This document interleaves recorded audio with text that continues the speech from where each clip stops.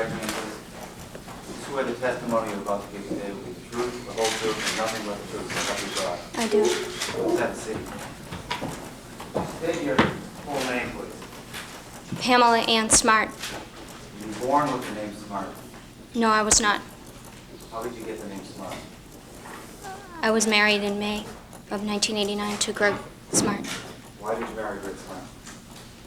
because I loved him. I wanted to spend the rest of my life with him. Could you keep your voice up? I didn't hear the last part of that. I said because I loved him and I wanted to spend the rest of my life with him. What was it about him that you loved? He was really kind and gentle, and he was fun to be around. Was your marriage happy? Yes. Well, why don't you tell us where you worked, where Greg worked, where you lived after you got married? I worked at School Administrative Unit 21 as Director of Media Services, and Greg worked at Metropolitan Life Insurance as an account representative.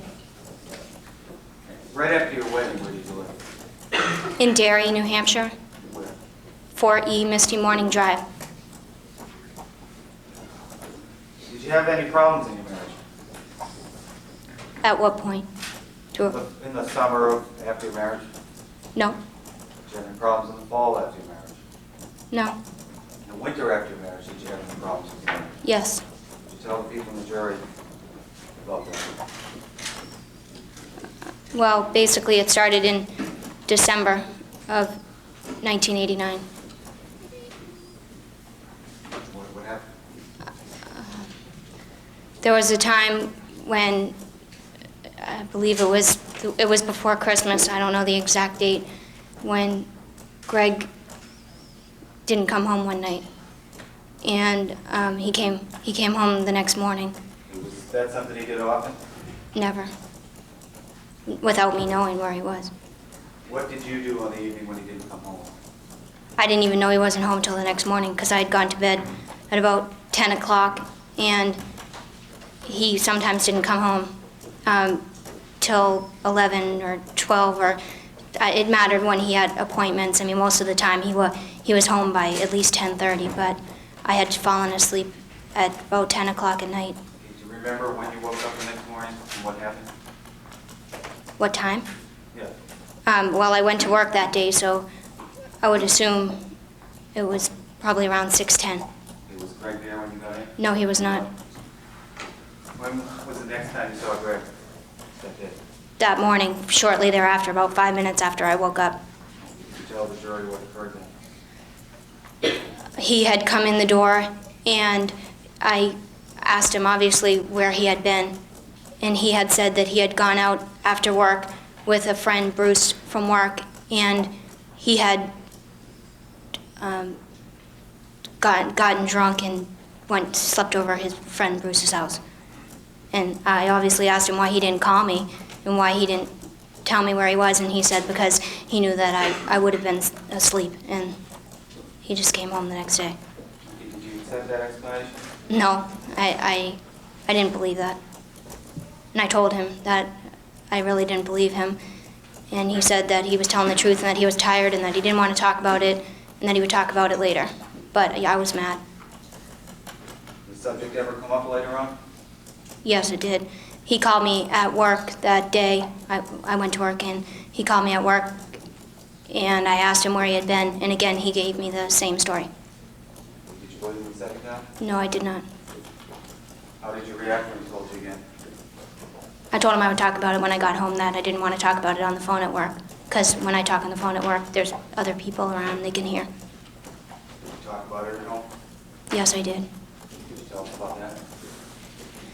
At first, when I got home, he told me the same thing that he had told me beforehand, and I told him that I just wanted to know the truth, and that no matter what it was, I just wanted to hear it. And he said that I wouldn't like the truth. So then I knew that he was lying. But he didn't come right out and tell me. It took him a long time to tell me exactly where he had been. At some point after that, did you have further discussions about this? Yes, I did. And this is at the same time when I got home from work that night. And I don't know, it was around 4:30, and it was before he went to work that night. And yes, he told me that he had been with someone else. How did you react to that? Mad. Get over it real quick? No. Tell me what. I argued with him about it. I told him that I couldn't believe that he would have done something like that, and he had said that he was drinking, that he didn't even remember. And I said that that was a poor excuse. How? Did you get over the whole thing quickly? No. I was devastated. I was very hurt. And he tried to talk to me about it, but I told him that I didn't want to hear it. I didn't talk to him for about a day. Did those events have any effect on your relationship with your husband? Of course they did. Tell us about it. They had an effect on how I felt about myself. I don't know how to describe it. I didn't feel it as important anymore. And it obviously affected my trust in him. I don't want to say that I never trusted him at all, but I was a little more hesitant after that. When, roughly, we use Christmas as a post here, can you tell us when this was, these events? I would say they were probably within a week before Christmas. I know they were at least 3 days before Christmas, because something happened 3 days before Christmas that I remember. What's that? We had gone, well, first of all, we talked about it again, and I asked Greg if he loved me, and he said yes. And I told him that I still loved him, and that even though I was mad about what happened, I still loved him. It didn't make me stop loving him. And so we had decided that we would resolve things. And I think it was 2 or 3 days before Christmas, we went to a party at Greg's uncle's house in Nashua. Okay, did anything unusual occur at that party? Well, it's an annual Christmas party that his family has every year, and usually there's a lot of drinking that goes on there. It's a party. And Greg had been drinking excessively at that party. And I mean, it wasn't like he drank excessively every single day or anything like that, but it was just at that party. And his parents drove us there, and they drove us home. And when we got home, we got into an argument. Tell us about it. Well, Greg wasn't making any sense at all, and everyone at the party thought it was funny because he had been drinking so much, and he was joking around, and everyone was laughing, and they thought it was funny, and I didn't think it was funny because I hadn't been drinking. And That's we have to check to the narration and what everybody at the party's on. okay. An answer to correct. I still don't hear him, I'm sorry. She may answer the question. Go ahead. Where do you want me to start? I think you were saying that you didn't drink much. No, I didn't. And I didn't think it was funny because then I knew the next day that he wouldn't be feeling too good, and that everybody wouldn't be around laughing right then when he wasn't feeling good the next day. I think he told us that Greg's parents drove you two home. Yes, they did. They had driven us there also. Okay. Can you tell us about the ride home, and do you recall anything about it, and what, if anything, occurred? Greg's mom and dad were in the front of the car. Greg's father was driving. Greg and I were in the back seat, and basically there was just laughter in the car at what Greg was saying. I believe, from what I remember, he was talking about some car that he had seen before, and he just wasn't making any sense, and his mother was laughing. What happened when you got home? When we got back to the house, I started getting ready for bed, and I had put on a pair of sweatpants and a sweatshirt, and Greg was getting changed, and then I don't even really remember what the argument was about because he wasn't making any sense at all. But we had gotten into an argument, and I had said that I was leaving the house, and he had told me that he didn't want me to leave the house, and he went to grab me, and I turned around at the same time, and the side of his hand hit me like right on the side of my face, and I was really shocked, and so was he, because he did not mean to hit me, but he had hit me, and I left the house. Let me just stop you for a second. Did Greg Smart beat you during the... No, absolutely not. He did not beat me. Greg would never have beat me. Did he ever cause any bruises on your arm or any other part of your body? No, absolutely not. Greg was not like that at all. Did you ever show Billy Flynn a bruise on your arm or any other part of your body? No, I did not. Did you ever tell Billy Flynn that caused him to beat you? No, absolutely not. What did you do after that point in time that you just told me about? Well, I left the house, and when I left, I shut the door behind me, and I locked the door locked because it had been locked. And not him. I realized that I didn't have the keys to get back in, and I just left. I walked to his parents' house, actually. Did you ever get back in the house that night? Well, it's kind of a strange story what happened, but I went over to his parents' house, and I rang the doorbell, and they let me in, and I told them what had happened. I was crying because I was upset, and they had known Greg was drinking because, like I said, that they were with us. And his father went over to the house to talk to Greg, and he was ringing the doorbell, and he couldn't get in the house because, like I said, it was locked. And his father, I guess Greg had passed out, and he didn't hear the doorbell. So his father came back to the house and called our home, and Greg didn't answer because he didn't hear the phone. And the answering machine clicked. Okay. Well, no, I was right You there. can strike the part about why you didn't answer. All right, you're disregard that. Did you get back? Okay, well, there was no answer, and the answering machine picked up on the fourth ring, and his father left a message on the machine, and when you're in our house, you can hear the machine at the message as it's being left, and he was saying, Greg, pick up the phone, Greg, pick it up, and Greg did. Did you ever get into the house? Yes. His mother and father asked me if I wanted to stay with them that night, but I had decided that I wanted to go home, and I went back to the house, and Greg's father tried his key in the door, and his key opened our door, and I went into the house. And I slept on the couch. Other than that, did Greg Smart ever hit you accidentally or on purpose at all? No, he did not, and he was very upset when he had found out what he had done. Now, what kind of work were you doing in the fall that year? Director of Media Services. What is it? What do you do? I handle all media purchases for our school administrative unit, which includes 11 schools from the Seacoast area, and I handle public relations for the schools also, which includes doing newsletters, writing, editing, photography, and workshops sometimes for students on media equipment. Who would you work with? Who were the people that you worked with? My secretary? I had a secretary named Patty Weiser, and I also had a media aide, Cindy Durant, and I had a student intern, Cecilia Pierce.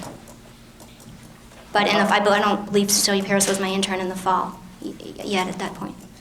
How did you come to have Cecilia Pierce become your intern? Well, the previous year, I had covered a story for the newsletter on a project at the high school called Project Self-Esteem, which is a 3-day drug and alcohol awareness program for incoming freshmen.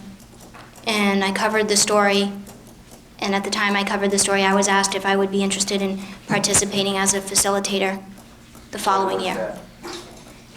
Well, what it is a lot of different workshops on drug and alcohol awareness, and after the big general meeting, students break down into small groups, and each group has an adult facilitator and a student facilitator, and they go over what was just said in the large group discussion, and they do projects about it.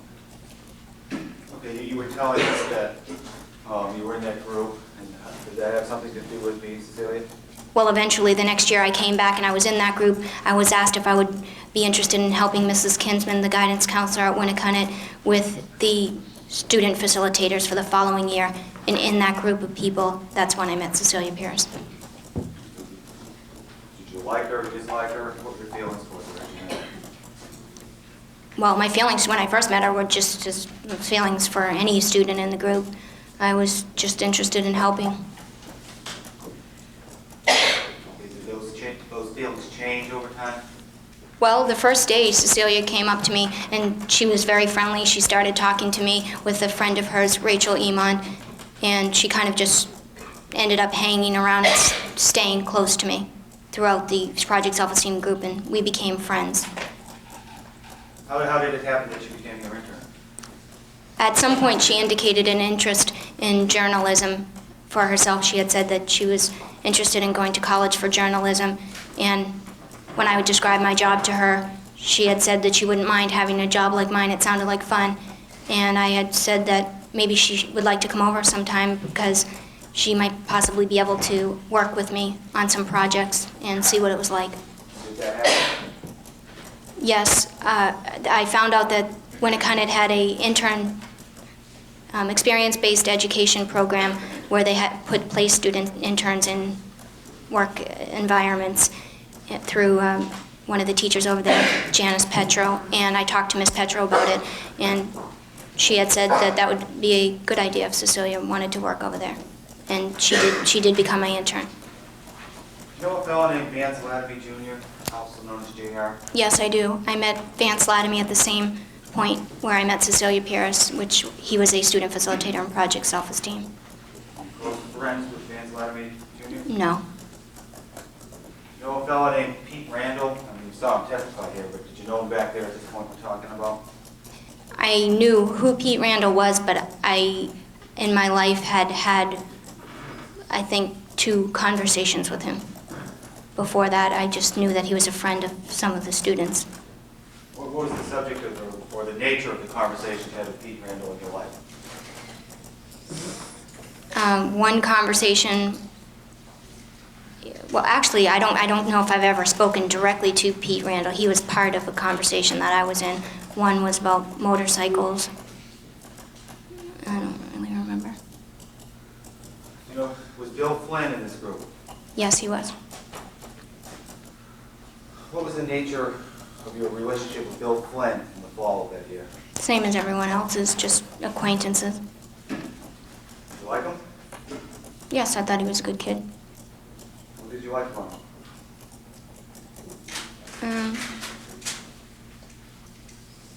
He was easy to talk to. Friendly. Do you have any shared interests? Yeah, he liked some of the same music that I do, and he played the guitar.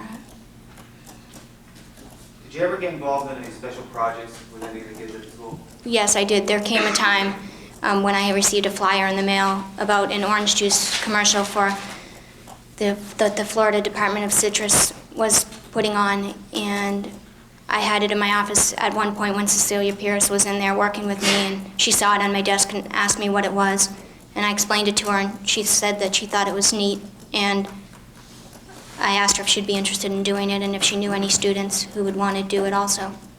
Okay, and who eventually got involved in putting this commercial together? At the beginning, it was Cecilia Pierce, Rachel Emond, Kevin Mort, Bill Flynn, and I believe another student, his name was Jeremy Thompson. What did you do? But it didn't end up with all those people in it. Okay, who did it end up with? What did you do? It ended up with myself, Tracy Collins, who is a friend of mine, Cecilia Pierce, Rachel Emond, and Bill Flynn. Did you ask Bill Flynn to be in it, or did he ask you if he could be in it? Cecilia asked him. What did he do in the orange juice commercial? What was his role? Well, all the kids worked on the planning of the project. It was a very involved project, everything from audio and video. We had lyrics, we wrote our own song, and all the kids worked on the brainstorming and the planning of it. And eventually, Bill did the camera work. He was the cameraman because I was just supposed to be guiding them through it. I wasn't supposed to actually be filming or doing the work. I was allowed to be in it, but I wasn't allowed to do the actual filming, so Bill did that. Where would you do the filming? What places? Excuse me? Where would you do the filming for this commercial? A variety of different places, including some scenes were done at Bill Flynn's house, some were done at the beach, Seabrook Beach, some were done behind Cecilia Pierce's grandmother's house, some were done in a street, all over. One was done at the Seabrook Recreation Department. Did you ever go to your own home for this scene? Well, originally we had planned to use a four-wheeler that Greg had owned for a scene, and Greg was going to drive the four-wheeler in the scene. And we went over to my house to do it once, but Greg had appointments and he couldn't come home like he thought he could. So we never ended up doing that scene. And who was with you the time you went to your house to do the scene? It was Cecilia Pierce and Bill Flynn. What time of year was this? It was during February vacation. How long did you work on this orange juice commercial for? I believe we started in January, and it was due into the Florida Department of Citrus on April 1st, so it would have been January, February, and March. Did your relationship with Bill Flynn ever change? Yes, it did. Why and how? Why, I don't know, but how. When we were working on the video, I was told from the beginning from Cecilia that Bill had a crush on me, and I didn't like him at first, but yes, I did. I did start to like him during the filming of the Orange Juice video. Did you ever tell him that you liked him? Yes, I did. Did you tell the people in the jury how that came about?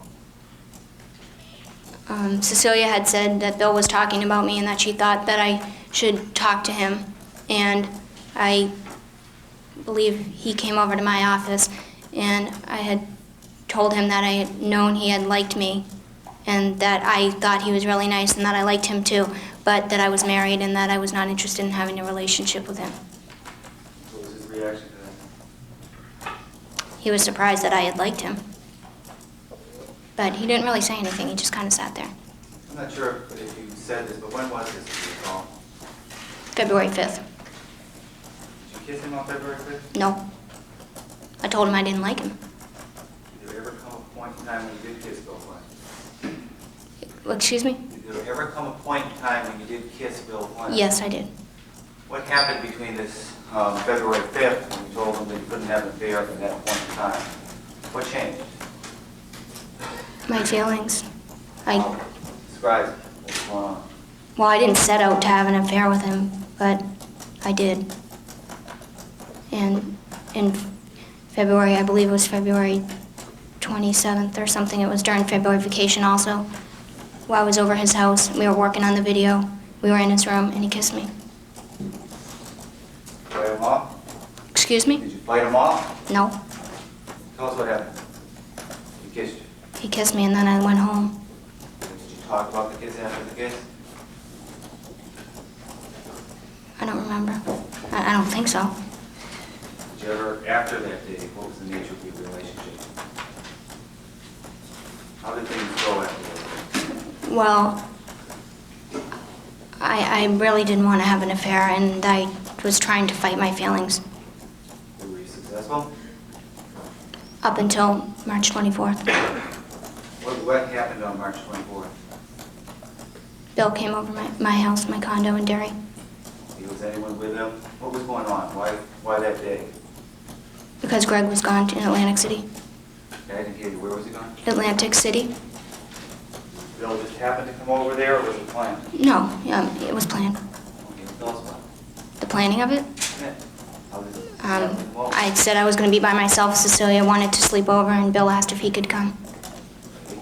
When Bill Flynn asked if he could come over to your house and your husband's gone, do you think it's the same as Cecilia asking to come over and sleep over? No. Okay, what's going through your mind? I'm not sure I understand the question. Okay, so your husband's gone. Cecilia's gonna come over to sleep over to keep you company. Then Bill Flynn asks if he can come over, okay? Can I come over? I'm Bill Flynn. Can I come over? What's your reaction? What's going on? Yes, I wanted him to come over. Did you expect that when he was over, you would have sex with him? Yes, Did you have sex with him when he came over? yes, Did you watch that movie 9.5 Weeks? yes, Make love to him? yes. Did you do the thing with the ice cubes? No. I think he's having a problem remembering where reality began and the movie stopped. Judge, motion to strike the witness. Granted, the jury will disregard that statement.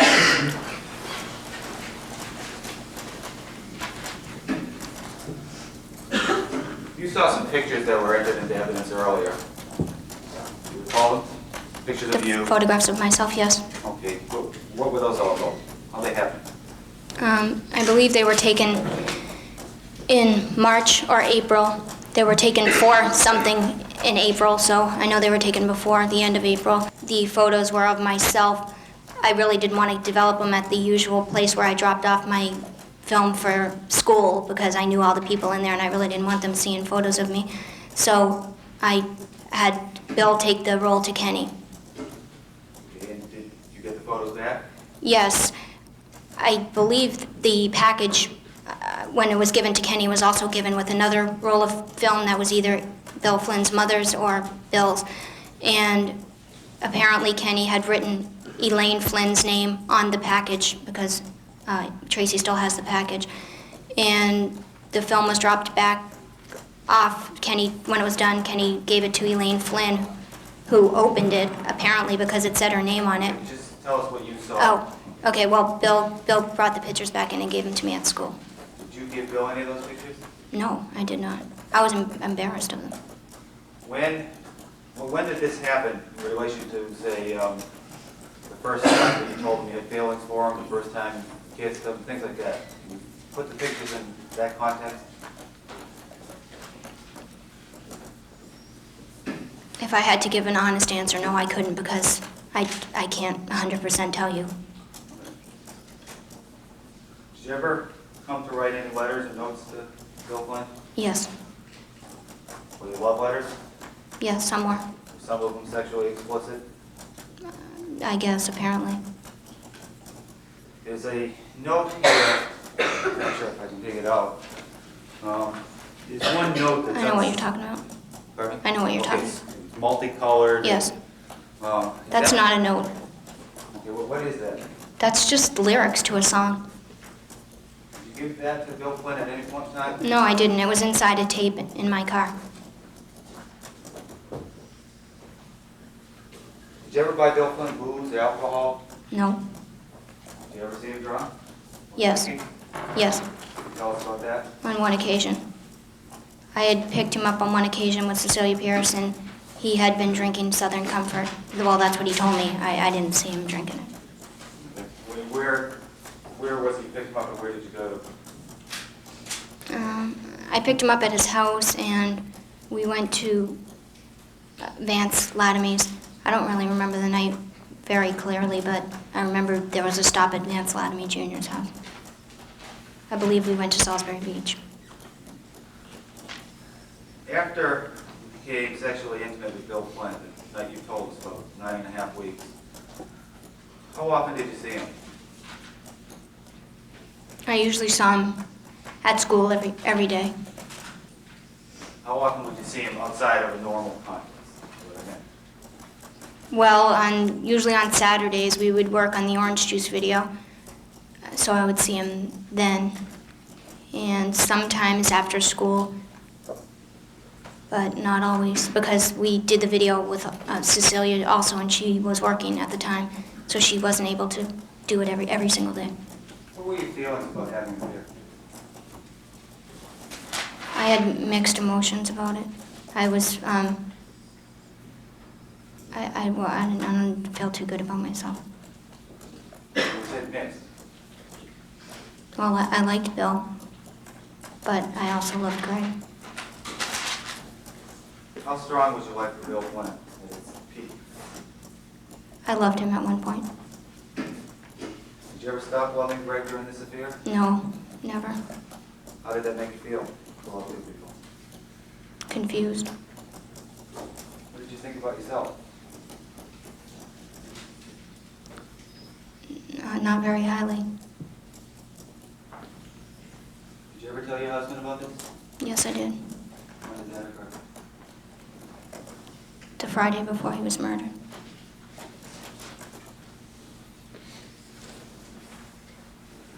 Tell us about it. Well, there had been quite a few occasions on when I had wanted to tell Greg, but I had chickened out. And then on a Friday after he was, before he was murdered, the week before, he was at a conference in Rhode Island, and he was coming home that Friday, and I left work early on Friday so that I could come home and talk to him. What happened?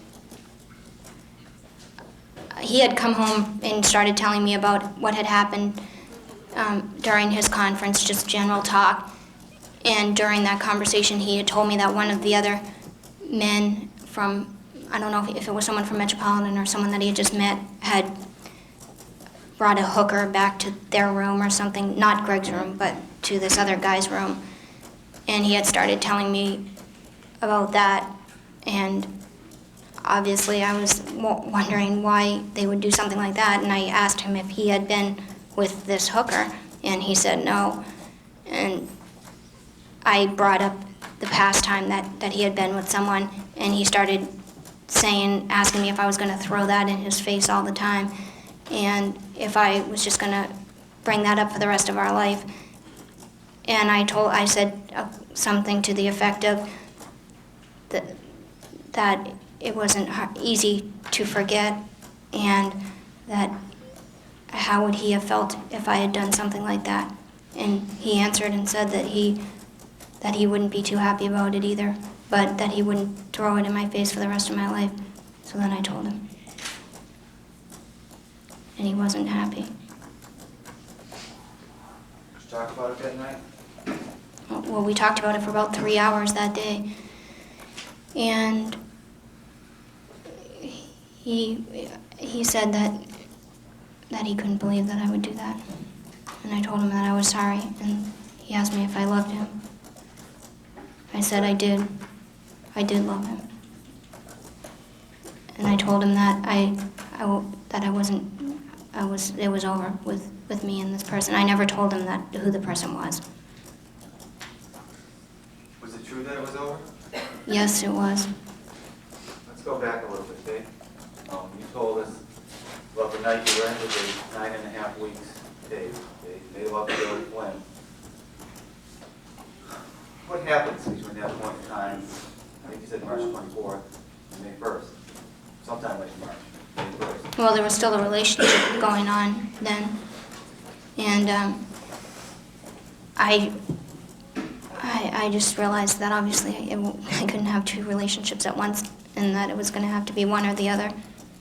And I wanted to be with Greg. Did you ever make any attempts to break off with Billy? With Bill? Bill. Yes, numerous attempts. Anyway, Even before March 24th. okay. Well, tell us about the months before March 24th. Well, I told you that beforehand. I didn't want to even have a relationship with him. And then when I did, I told him that I didn't think it was right, and that it was wrong, and that I wanted to be with Greg, and he kept saying, why didn't I just get a divorce? And I said, because I love Greg. And he would ask me how I could love two people at once. Okay. Let me ask you a question. Why didn't you just get a divorce? Because I didn't want a divorce. Suppose you got a divorce and everything you own in the whole world. What would you be losing? Everything he owned? Everything the two of you together own. What would you be losing? Did you own a house? No, we rented a condo. The things that we owned were owned jointly, the furniture and he owned his own car, and I owned my own car, because I had had my car before we were married, so my car was in my name. And our bank accounts were in both of our names. How much money did you have saved up? Roughly. Probably between $4,000 and $6,000 in the savings and the checking. Whose dog was Haley? How'd you get Haley? Who's Greg gave him to me when I was graduating from college as a gift. It was my dog, I guess. Do you know whether or not Greg had insurance? Insurance? Yeah, life insurance on himself. I knew he had some life insurance, but I had no idea how much.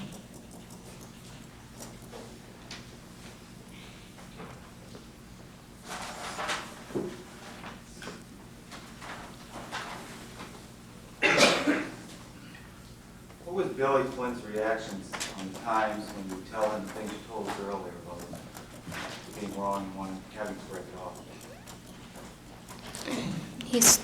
He told me that he was going to kill himself. What tone of voice? That's what I mean by reactions. He would usually cry. Did you cry easily? Did he cry easily? Well, did he cry often? I guess? Often? No, not often. Probably, I've seen him cry probably 4 times. Can you tell us about one of them? There was one time when we were in my car, and I had told him that I didn't want to have a relationship with him anymore, and he started crying, and he said that he couldn't live without me. Where was that? In my car, No, where was your car? Seabrook. Any place you? Yeah, right near the beach. When was that? The end of March, probably. How did that make you feel when Billy Flynn cried and told you you couldn't live without him? I felt bad. I didn't want to hurt his feelings. I mean, I still wanted to be friends with him, and he was still a nice person. I didn't want to hurt anybody's feelings. So I felt bad when he cried.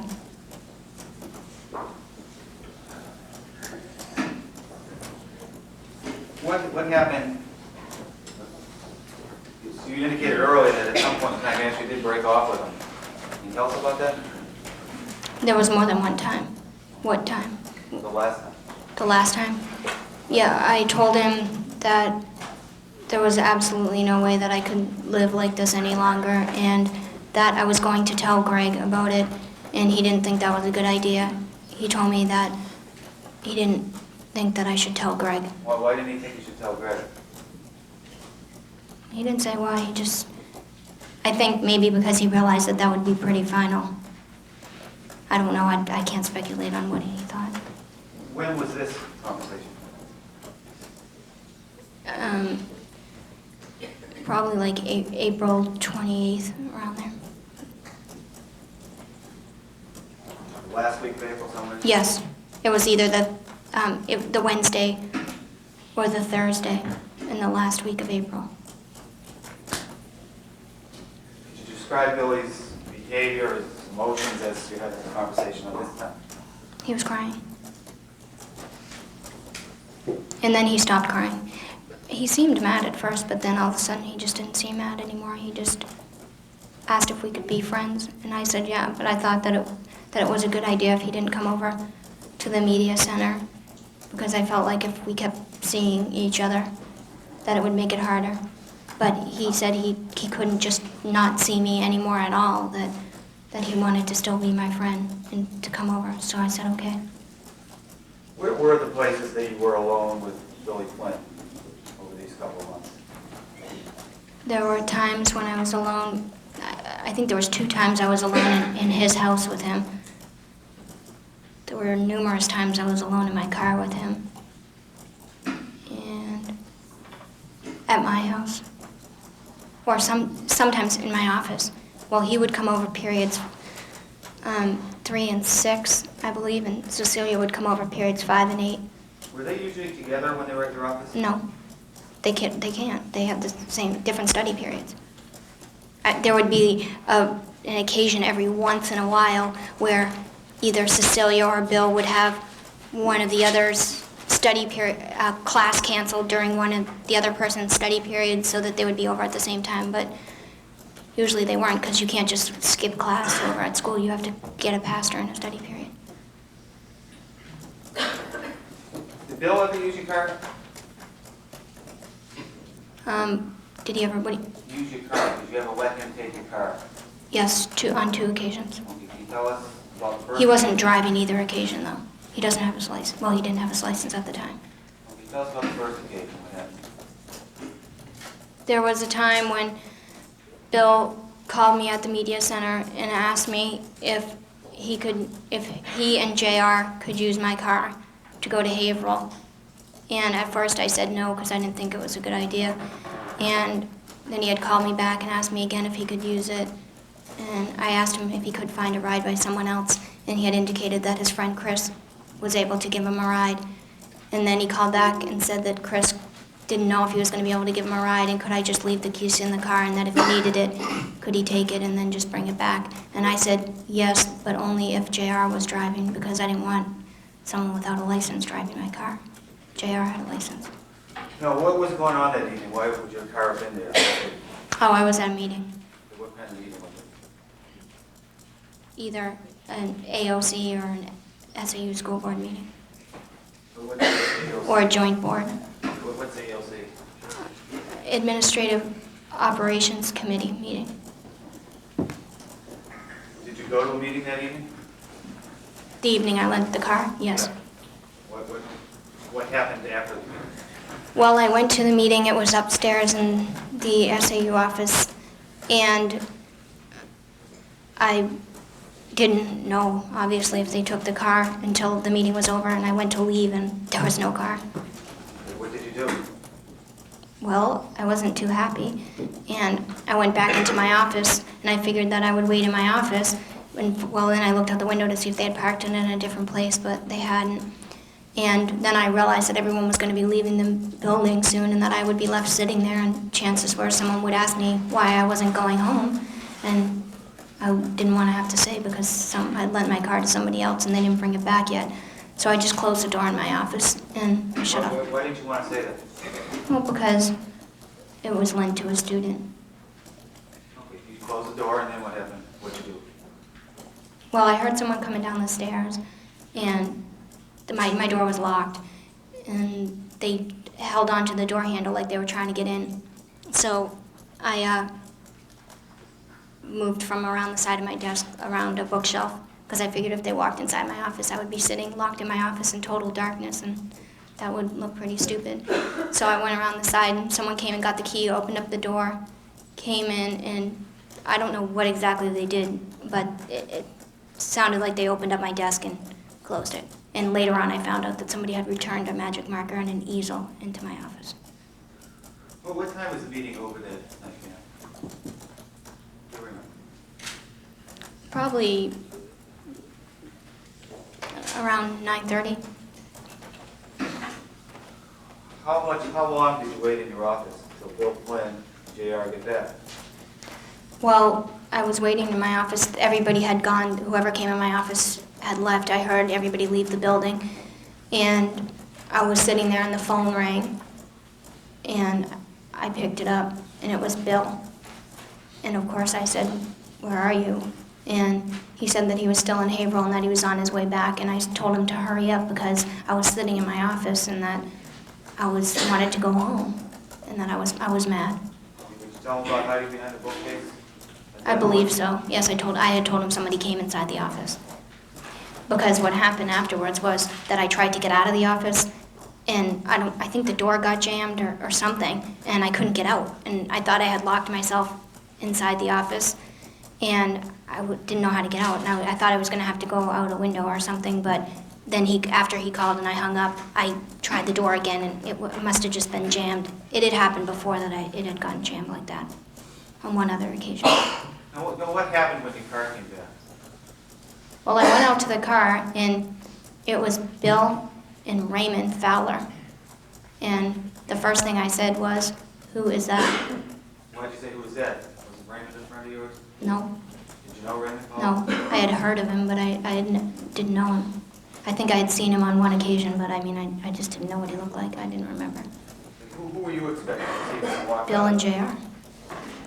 When you said, "Who is that?" what response, if any, do you get? Bill said, "That's Raymond. You remember Raymond, don't you?" I said, "No." Did I remember him? No. Well, once he said Raymond Fowler, I remembered who that was. What occurred after that?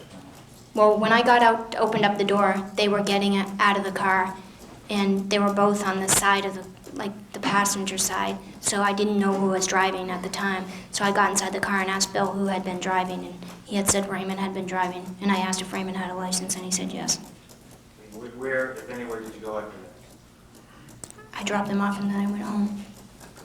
Let's talk about the ride to Raymond's house. Did you express your displeasure during that part of the ride?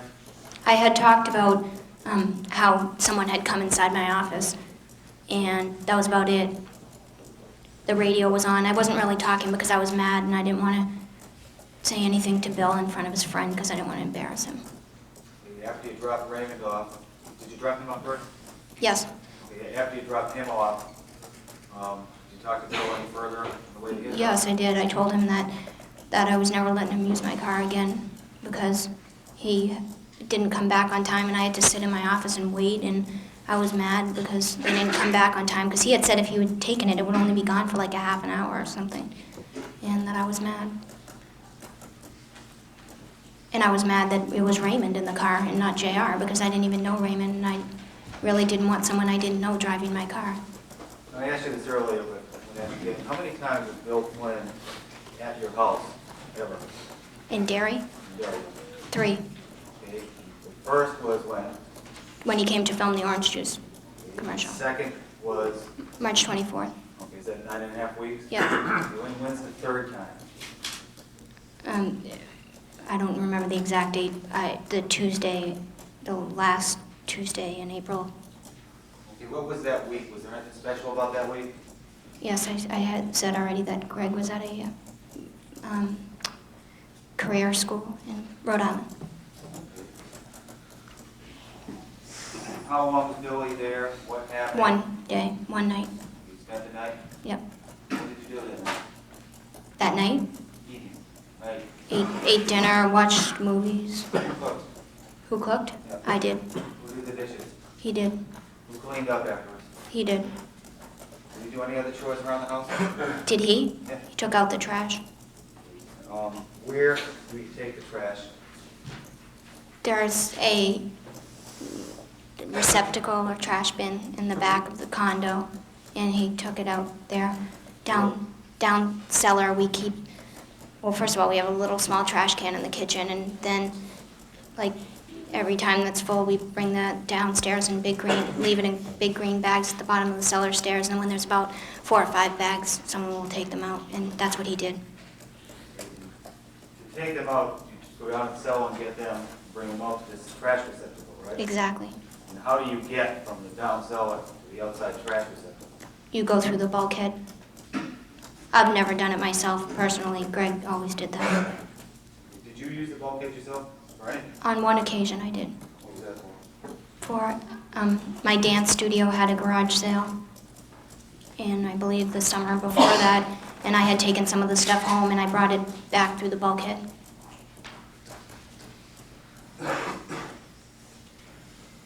But Greg used it a lot. When he went riding his 4-wheeler with his friend Brian, they were all muddy. They used to come through the bulkhead almost every weekend.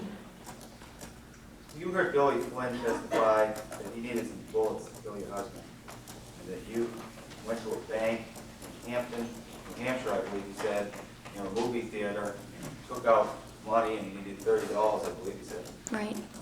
How much of those statements were true?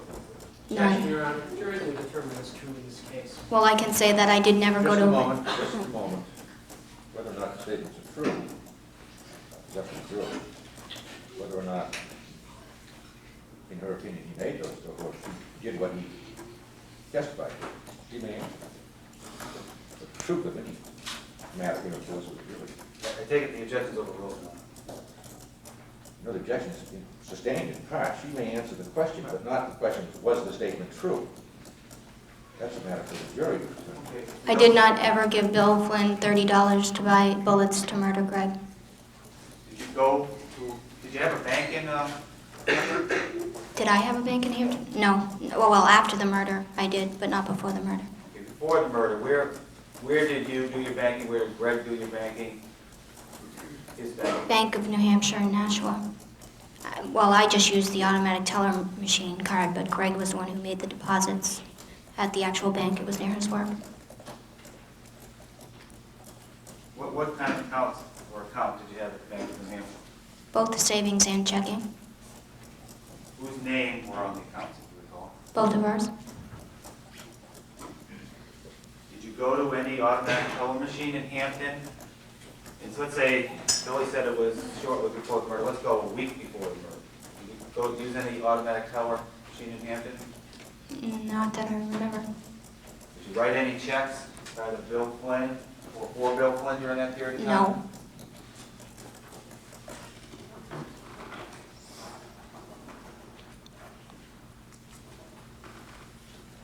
I'm going to ask you about May 1st of last year. Do you recall how the day began? Yes, I do. I woke up with Greg and I went to work late because I had a meeting that night and I knew that I'd be working late, and that's usually what I did on days that I had to work late. Did you recall when you got to work? Approximately 10:30. Did you stay in the school for the whole school day? I don't work in the school. I'm sorry, the administrative building. No, there was one point when I went to, it was the end of, I believe, Secretary's Week, and our entire office went out that afternoon for lunch to take all the secretaries out. Okay. Who went and where did you go?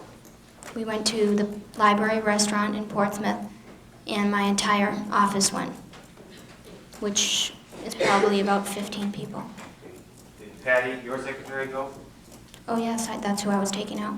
Okay. And again, what's her name? Say Her name is Patty Weiser, and I also, each administrator paid for the personnel that worked underneath them.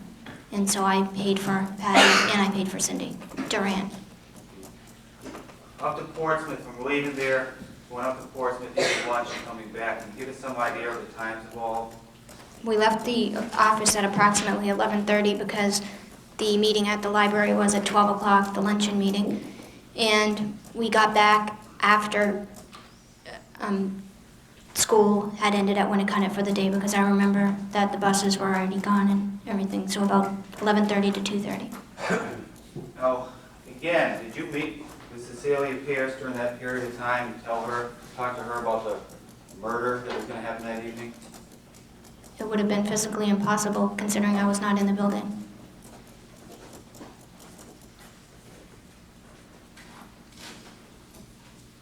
Did you see Vance that day?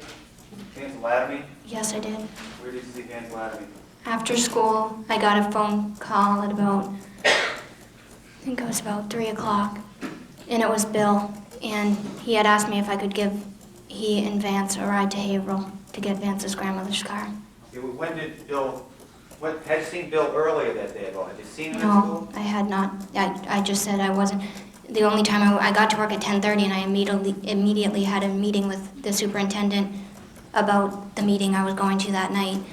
And so I went into his office, and then there was only about 10 minutes before we left for the library, because I remember getting absolutely no work done until about 3 o'clock in the afternoon, because I was in, then out, then back in again. You know, you came in at 10:30, had a meeting for almost an hour with the superintendent, and then you leave at 11:30. Do you go over to the high school and at 5 or 10? No, Were you over at the high school that morning at all? no,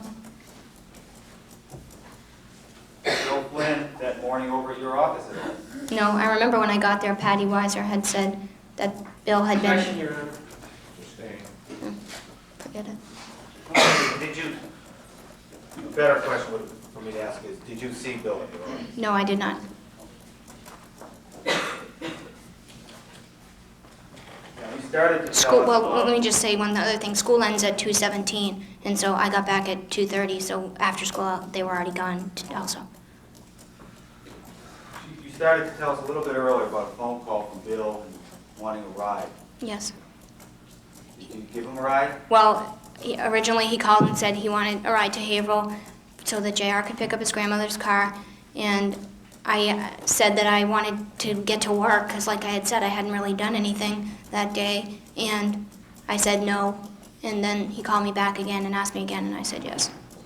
Did he tell you, well, when you gave him a ride, what time of day was it? I believe it was, well, it was after the rest of my office had left, which they leave at 4 o'clock, so I would say it was probably about 4:30. What happened on the ride down? Who was there? What happened? Well, I got to JR's house, and like I had said, Bill said it was supposed to be he and JR, and when I got there, Pete Randall was there also, and asked if he could come because JR didn't want to ride back by himself from Haverhill. And Bill had to ride with me because I didn't know how to get back from Haverhill. Okay. Did you go to Haverhill? Yes, I gave them a ride. Well, JR drove the car. Anything unusual happen on the way to Haverhill? No, Did you plot the death of your husband? Actually, No. Honor, Some basis. I'll try. no, Were there any discussions about murdering your husband on the ride? no, there were not. Did Bill Flynn show you a pistol or gun, any kind of gun on the way to Haverhill? No. I remember that there was some talk about a motorcycle. That's really what I remember.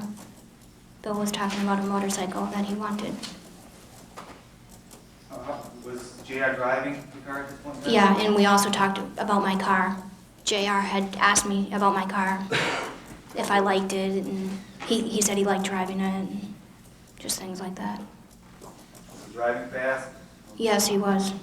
I remember I was sitting behind him, and I could see the speedometer because I was leaned up against his seat. And I told him to slow down because I didn't want to get a ticket in Haverhill because I had 4 people in the car, and the car is a 2-seater, and I believe that's against the law. Did you go to Haverhill, get there? Yes, we did. What happened in Haverhill? JR got his grandmother's car, and he and Pete drove back in the grandmother's car, and I drove back with Bill, and I was driving. And what did you do with Bill as you drove back? I dropped him off at JR's house. Did you see or talk to Bill, Pete, or JR again that day? No. I went back to work. And what did you do at work? Did you see anybody with anybody at work? I was working on the computer because I was doing a catalog, and at about, I believe, 7:10, 7:15, Cecilia Pierce came into the office with Michael Welch, her Michael friend. Welch? I don't really know him, but I know he's a friend of Cecilia's. And how long did they stay? About 3 minutes. Then I went to the meeting. It started at 7:30, I believe. Now, why did you go to that meeting? Because there was 3 things on the agenda that pertained directly to my employment. One being my salary, one being the reconstruction of the media center, and another being a possibility of me teaching a course over at Winnicott the following school year.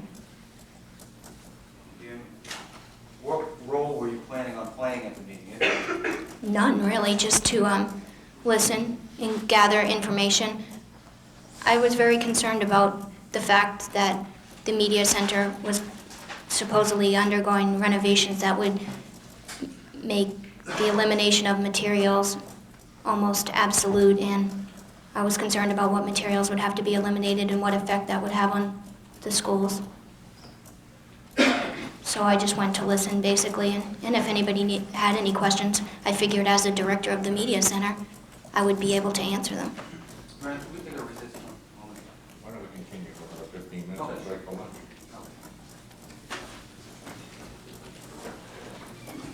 After the meeting, what, if anything, did you do?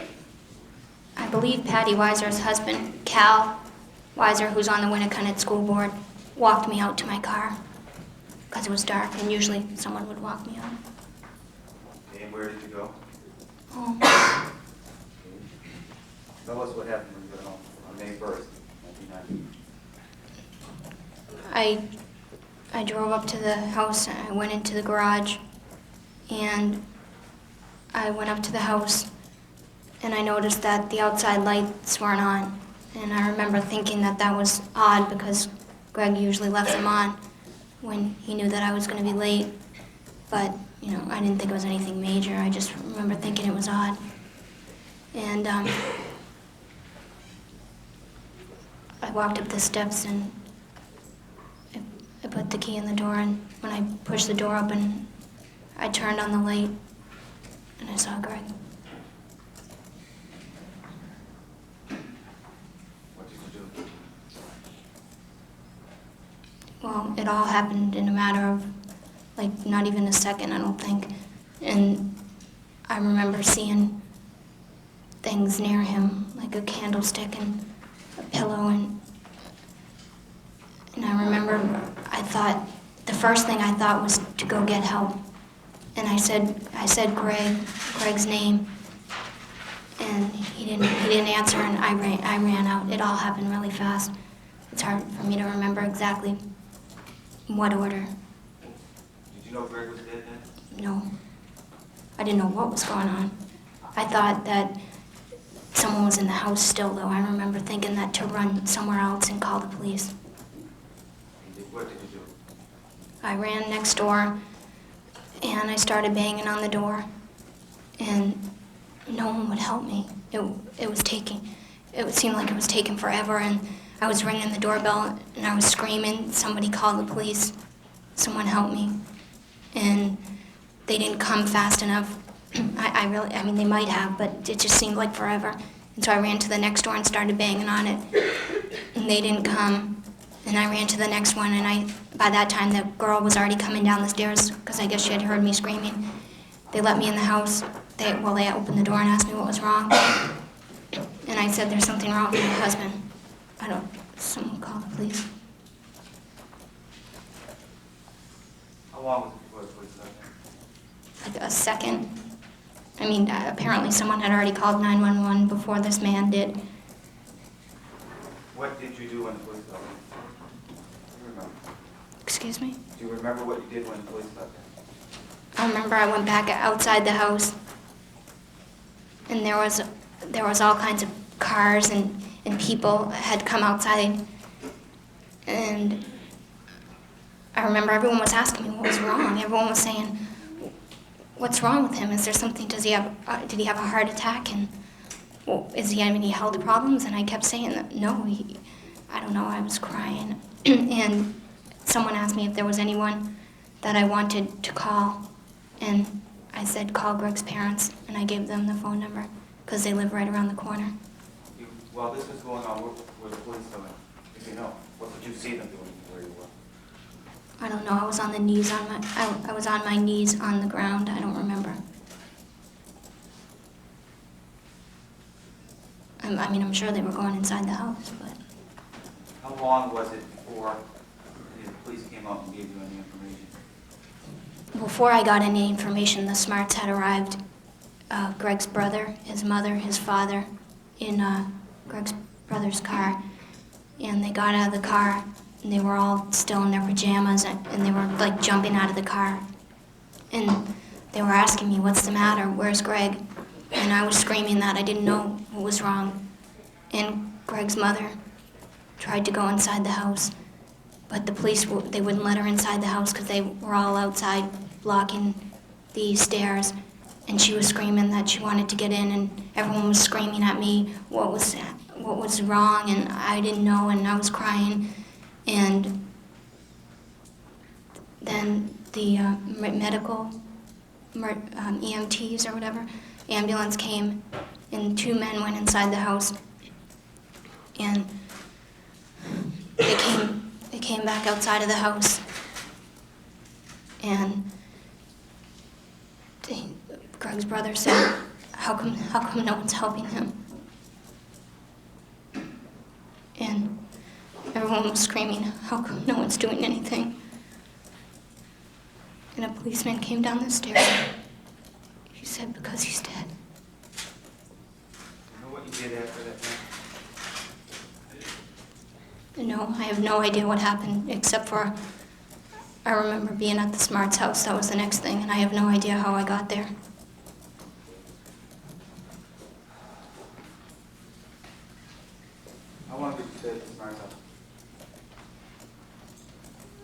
think till like 2 o'clock in the morning. Then I went to the police station. Did anybody come over to Smart's house? Yeah, yes, a lot of people. The Smart family, aunts and uncles and friends of mine, my mom and my sister, my friend Tracy, Brian. I think Grammy and Grampy Smart came over too. Where were you? In the house, all over the place, usually in the upper living room or the downstairs. Where did you stay the next few days? Excuse me, where did I stay? Right. At my mother's. Well, I didn't sleep anywhere. I didn't sleep the whole night, but I went to the police station. I filled out a report, and then I went back to my mother's house at about 4 o'clock in the morning or something. Did you know that evening how Greg had been murdered? Well, Greg's brother, I believe, was the one who had told me, or somebody told me that the EMT had said that Greg died of a head wound that apparently had been hit over the head with a candlestick. That's how I thought he died. Did you ever find out otherwise? Yeah, I did. How did you find out? One day I was driving down the road and I heard it on the radio. That's how I found out.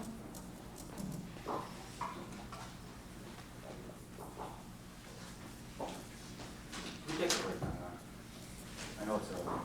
We'll break for lunch and resume at 1 o'clock. All right. Pamela, you remain under oath. Yes. I want to talk to you, or have you talk to us about the month of May, the month after your husband's death. I think you told us earlier that you'd gone to stay with your folks for a while. Yes. How did you keep yourself busy during that month? What did you do? I went back to work and I continued my dance classes. Did you have contact with your friends during that month? Yes, almost daily. Okay, who were the people you would be with during the month? Sonia, Simon, Tracy Collins, Brian Washburn, Terry Schnell. Did you see Bill a lot during that month? Just at work. Did Cecilia start to avoid you after May 1st? No. She continued working in the media center, so I would see her, like I said, period 5 and 8. Did you ever do any things with her after school at all? If you recall. I went to the beach with her once with my sister, Sonia, and Cecilia. I believe that was in June, In June? the beginning. I think it was June 4th. Now, at some point, did you get a place of your own to live? Yes, I did. Why didn't you go back to Misty Morning Drive? Why didn't I? Yeah. Because my husband was murdered there and I didn't want to live in the same building. Before we went on the jury view at the beginning of this case, when was the last time you've been there? When we moved all the stuff out of the house, which would have been, the police wouldn't let anybody back in the house for at least, I think, 3 or 4 days after the murder. And eventually there came a time when I had to move the things out of the house. And so I went over there with my friends and my family. Did you have much contact with the police during this period of time? Yes. Well, why don't you tell us a little bit about that? Who would initiate it? How often? Things like that. I would usually talk to the police every day. And I would either call them or they would call me, or I would go down to the police station. There were times when they had specific questions about either friends of ours or like Detective Pelletier testified to who was in, questions like who was in the house before the murder and things like that. Was Detective Pelletier correct that you brought up Cecilia Pierce's name to him in the first instance? Yes. Was he correct when he testified that you told him about the Project Self-Esteem program? Yes.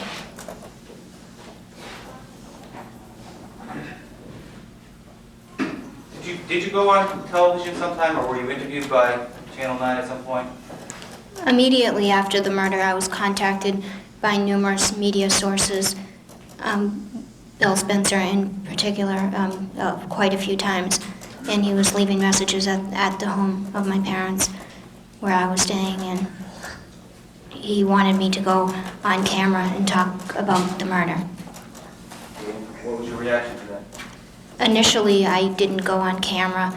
I told him that I didn't want to be on camera, but that he had said, and other news sources had asked me whether or not Greg had any drug involvement, and there was rumors that he was in the mafia, everything, and Greg did not do anything like that, and before he was buried, I wanted him to be laid to rest with some dignity and pride that he deserved. In the period, well, in the whole month of May, did you ever connect Billy Flynn with the death of your husband in your mind? Not initially. Well, first of all, I was told that it was a bungled burglary and that Greg had been, like I said, hit over the head with a candlestick. So initially, we didn't think that he was murdered, premeditated, I guess. At any point in time, did you start to think about Billy Flynn? Well, after I found out Greg was shot, there was all kinds of rumors going around that somebody had wanted this done and that it wasn't a bungled burglary. And the police changed their line of questioning towards me and started asking me if Greg had enemies, if I had enemies, and things like that. So, of course, when I was thinking about the questions, yes, that crossed my mind, whether anybody I know could have done this, but I eliminated that in my own mind.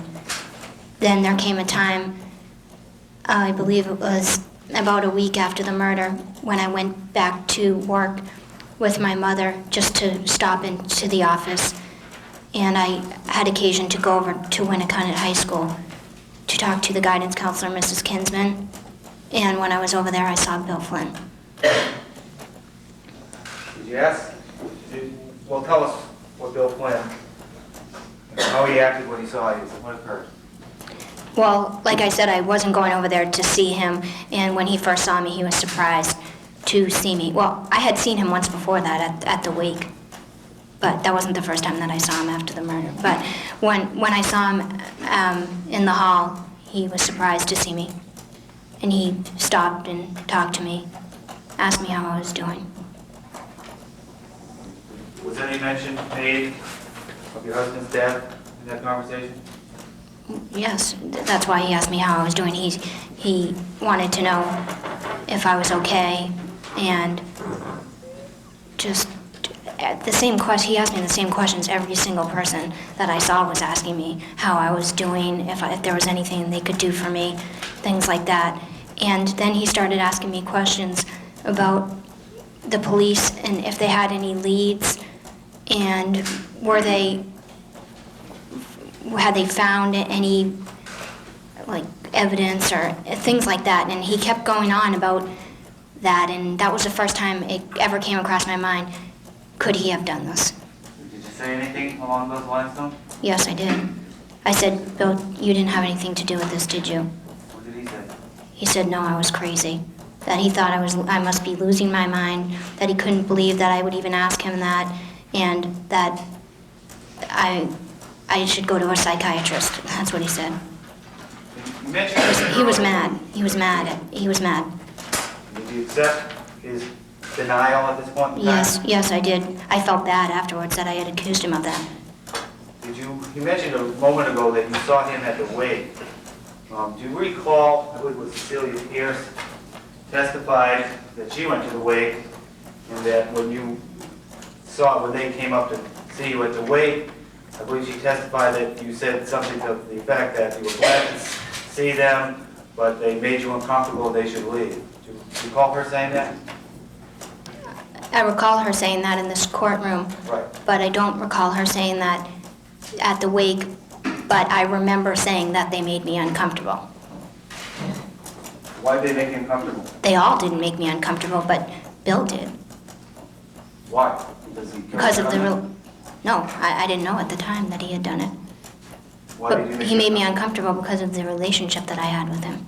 Okay, now I'm not sure if it's me or you, but we're doing what Mr.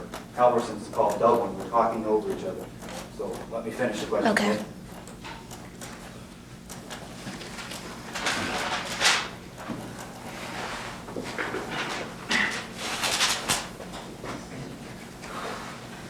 How often between the death of your husband and the boy's arrest did you see Bill Flynn?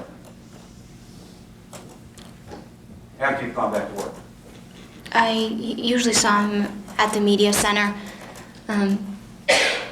probably every day, well, Monday through Friday at the media center. He would, at the time, I was working on a newsletter, and he was helping me mail it out, and so was Cecilia. So they would come over during their study periods and help me affix the labels onto them. Did you see him outside of work at any point in time between those two periods, those 2 days? Yes, I saw him on May 31st, Okay, how do you know it was May 31st? because it was Memorial Day and I had the day off. Okay, can you tell the people on the jury where you saw him and what occurred? I had mentioned previously that I had to get the stereo taken out of Greg's truck because I was selling the truck, or, well, at the time I didn't know what I was doing, but I had to do something. And so he had said that he could take the stereo out for me because I was going to go to a stereo place to get it out, and it would have cost me, like, I don't know how much, but I think it's something like $60, and he said he would do it for free. Okay, So, did you bring the truck somewhere for him to do that? yes, I brought it to Vance Latamy's house. And was there any discussion about anyone buying the speakers at that point in time? Vance had indicated an interest in the speakers and asked me what I was doing with them, but I didn't say I would sell them to him or anything like that at that time. Later on, did anything happen with the speakers? Bill had asked me quite a few times after that what I was planning on doing with both the stereo and the speakers, because he said he knew people who would buy both of them from me if I was interested in selling them. And eventually he had said that Vance was specifically interested in the truck speakers. Did anything else occur on May 31st with the kids? Yes, it did. When we were over there, there was a girl by the name of Michelle Nichols also over there, who was J.R.'s girlfriend, and Ralph Welch was there and his girlfriend Michelle. Then there was some other guy, I don't know. There was a lot of people there, and people kept coming over to the truck and talking, and Vance was talking to one of the other kids about a Trans Am that was at J.R. Holloway where his mother worked, and it was some sports car or something, and they were talking about that, and it came up in conversation that they wanted to go over there to the dealership to see it. And because they had taken out the car stereo for me for free, I said that I would give them a ride up there. Were you interested in getting a new car at this point in time? Not that, maybe, I don't know. I didn't make any specific plans, like I never test drove and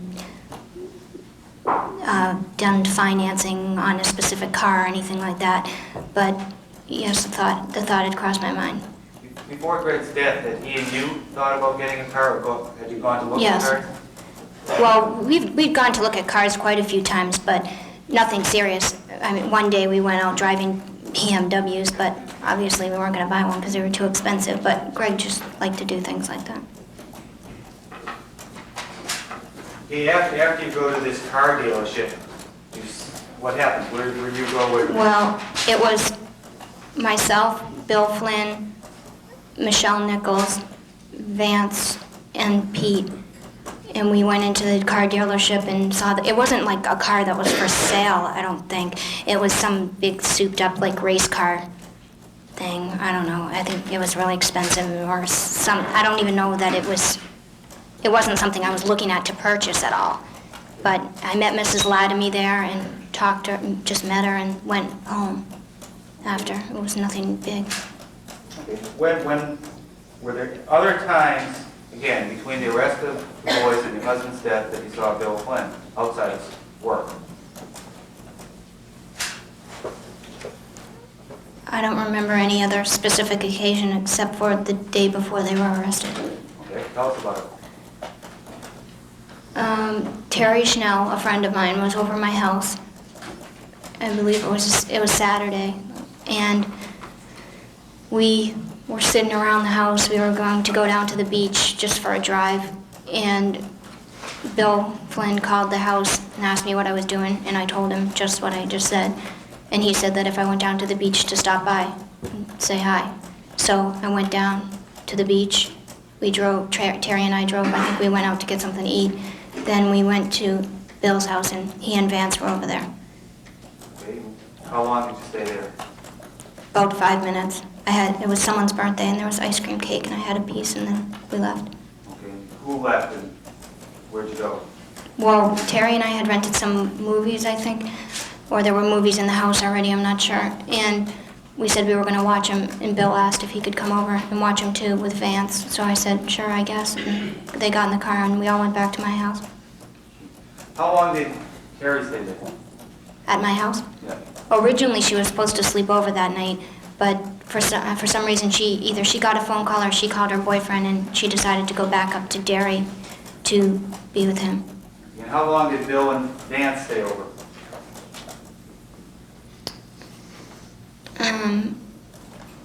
Probably like 4 hours or so. And then Pete Randall came over and on a motorcycle and took Vance with him to go to Melissa or Michelle's house, I'm not sure which one, which are both of their girlfriends. And Bill didn't want to go with them because, first of all, you can only fit 2 people on the motorcycle.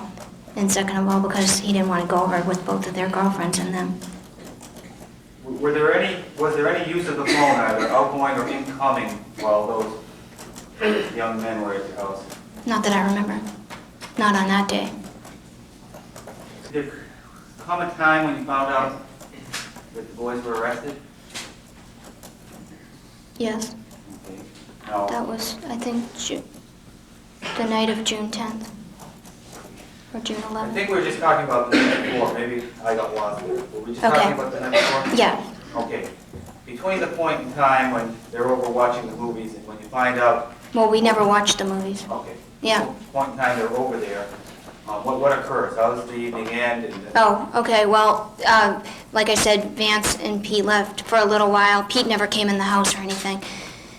And so Bill and I were just over at the house watching TV, and we ate dinner, and then he asked me what I was doing that night, and I said nothing, and he asked me if I wanted to go to a movie or something, and I said I didn't think so, and then Pete and J.R. came back and said, what are we doing, and we said nothing, and then, I don't know whose idea it was, but we all decided to go to the movies. did you go to a movie? Yes, we did. We went to see Total Recall, but it was sold out, and we saw, I think it was called Firebirds or something. I couldn't hear you. Firebirds, I think it was, I don't know. In Portsmouth. What happened after the movie? We came back to my house, and we were just sitting there. And then, I don't know, the reason they were staying over around was because since Greg's death, I hadn't been by myself at all on any night. I was either with a friend or my family, and this would have been the first night that I would have stayed by myself. And I remember saying that I was apprehensive about being alone in the house by myself. And that's why originally, like I had said, my friend Terry was supposed to sleep over. And like I said, at the last minute, she went back home. So I had mentioned that. And then at some point in the night, Pete or J.R. called one of their girlfriends and decided to go back over their girlfriend's house. And Bill and I watched 2 movies. Okay, and what time are we at now? By the time the movies are over? Well, one of the movies was The Abyss, and I remember it was really long. And I remember it wasn't over till like 3 o'clock in the morning, because like I said, we had gone to a movie. I think we went to like a 7 o'clock, which would bring us home at 9:30 and watch 2 movies. So it was about 3 o'clock in the morning. I fell asleep during the movie anyways. Okay, now it's 3 o'clock in the morning, and Bill Flynn's still at your house. Have you rekindled your affair with him? No, not at all. He was just watching a movie. What's going on that night? Is he staying over? Well, actually, yes, he did end up staying over that night because it was 3 o'clock in the morning, and he just said he would stay over. He was going to put a deadbolt on my door the next day. Where did he sleep and where did you sleep? He slept on the couch and I slept upstairs in my bedroom. What was the thing about a deadbolt? Why did you want a deadbolt? Why did I want one? Because I don't know, I was afraid to stay by myself, and I just wanted a deadbolt on the door. And I had purchased one at Ames, and I didn't know how to put it on, and he was going to put it on for me. Now, what occurred the next day when you get up in the morning? Well, I got up in the morning, and I was in the shower, and the doorbell rang. And obviously I couldn't get it because I was soaking wet. And Bill went and got it, and it was Pete and J.R. Okay. How long were Pete and J.R. at the house, do you recall? They came into the house, and I was still in the shower, and I finished taking a shower, and I put on sweatpants and a sweatshirt, and I came downstairs, like my hair was still in a towel and everything. And I was walking down the stairs, and right when I came down the stairs, everybody stopped talking. So I just kind of stared at everyone. And then Bill looked at me and said, "Can I just talk to them for a few minutes? Can you go back upstairs?" And I said, "Why? This is my house." And he said, "It's just something stupid I'll tell you about later." So I went, all right, and I went back upstairs and got ready. And I came back down about 45 minutes later. Now, how long in all are they at your house? How long from when you go up to take a shower to when anybody leaves is it? For the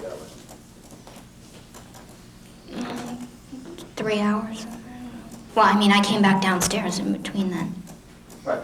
Okay, right, and I asked Bill what was wrong, and he said that Pete had gotten in a fight with Ralph. And I said, "Why?" And he said, "Because Ralph was saying things that weren't true about Pete." And when he said a fight, I thought he meant an argument. But later on, I had found out that it was not just an argument, it was physical. Was there any phone usage during this period of time? Yes. Can you tell us about it, please? They used the phone a couple times. I remember Bill asking me if they could use the phone, and I said yes, and I don't know who they called. I remember one call that I was downstairs for was Vance called his mother, and his mother said there was a family emergency and to come home. So Vance asked me if I could give him a ride home. Did you in fact give them a ride home? Yes, I did. How are these three behaving at this point in time? Well, like I said, I really don't know Pete at all, so, I mean, I don't know anything to compare his behavior to. And J.R. was just normal. He's usually just pretty regular. I don't know. And Bill just seemed a little nervous. I mean, I wasn't taking notes or anything because I didn't know what was going on. When you gave him a ride home, who did you give a ride and where did you give him a ride? All three of them. They said they couldn't take the motorcycle because it was J.R.'s cousins and his mother would get mad if she saw that he had it. So they asked me to drive with them to J.R.'s, and I dropped J.R. off, I believe, at the front of his driveway, and he had told the other two kids that he wanted to go in the house by himself because his mother had said it was some family emergency. So I believe I dropped the other two off at some store near a laundromat, and then I went shopping. When was the next time you saw Bill Flynn? Well, I had gone to Ames to get some athletic tape, and I don't know what else I bought, but I was there probably for about 15 minutes or so. And as I was driving back down the road, I passed the point where I dropped them off, and I saw them walking down the road, so I pulled over. And I asked them when they were going to come get the motorcycle because it was in my garage, and they said they were going to get in the car and get it right then. So I picked them back up and drove them to my house. And Pete and J.R. took the motorcycle. And you go with them at this point in time? Yeah, but like I said, they can't all fit on the motorcycle at once. So Pete and J.R. took the motorcycle, and Bill said he was going to go, I think he said either to Winnicott or to Tuxfield or something like that. and he left, he just walked. How far was it to Tuck's Field from your place? Walking, in time. 5 minutes, I guess. When was the next time you saw Bill Flynn? When he took the stand in this courtroom. Did there come a time when you found out that Bill, Pete, and J.R. had been arrested? Yes. How did you find that out? That it was specifically them, or that someone had been arrested. Someone had been arrested. Once again, I found it on the news, on the 11 o'clock news. I was in with Terry Snow. Okay. What happened after you hear, well, tell us what you hear on the news first, and then tell us what happened. Well, I watch the news every night, and it was 11 o'clock, and we were upstairs in my room, and I believe it was a Monday night, and the news came on, and they said 3 male juveniles have been arrested in connection with the May 1st killing of Gregory Smart of Derry. Did they identify them? No, by name? No, just 3 male juveniles. What was your reaction to that news? I was upset What? Talk to me. for a number of reasons. Well, first of all, I was upset that someone was arrested and that I didn't know anything about it.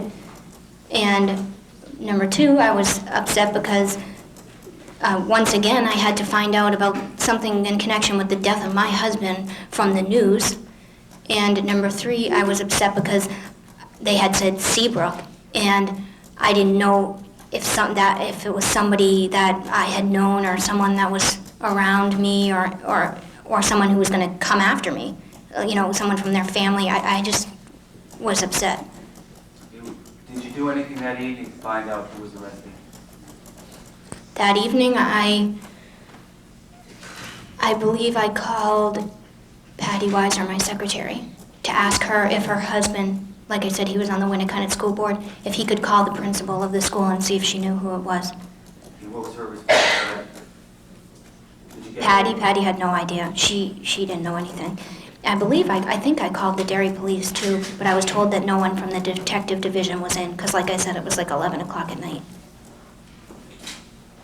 What did you do for the rest of the evening, for the night? Sat in bed all night.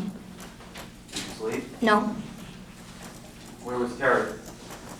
right there with me. Did you do anything in the morning to try to find out who it was that was arrested for killing your husband? Yeah, well, because they had said Seabrook, I had figured that I would call either Bill or Cecilia and see if they knew anything about it, because it's a pretty small town, and I figured with the arrest of someone for a murder that people would know who it was. So I decided that I would call either Bill or Cecilia, and it was, I think, about 5:30 or 6 o'clock in the morning, and so I just dialed Bill's phone number, and his mother answered. Tell us about the conversation. Well, when she answered, I said, "This is Pam Smart," and she had known me because I had met her on a number of occasions. I said, "This is Pam Smart, and I'm trying to find out what's going on. Is Bill there?" And she said, "Billy's been arrested." Did she tell you what Bill was arrested for?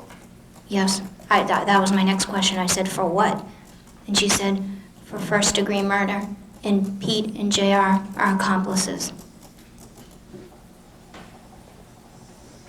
What was your reaction to that? My reaction? Total shock and disbelief.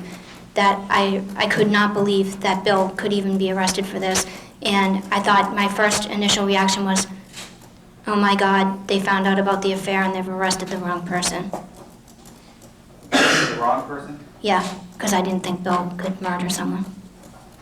And I said that to Mrs. Flynn. I said, what do you mean he's been arrested and why and what happened? And she said, "I don't know, Pam. They told me that they have evidence." And I said, "What evidence?" And she said, "I don't know."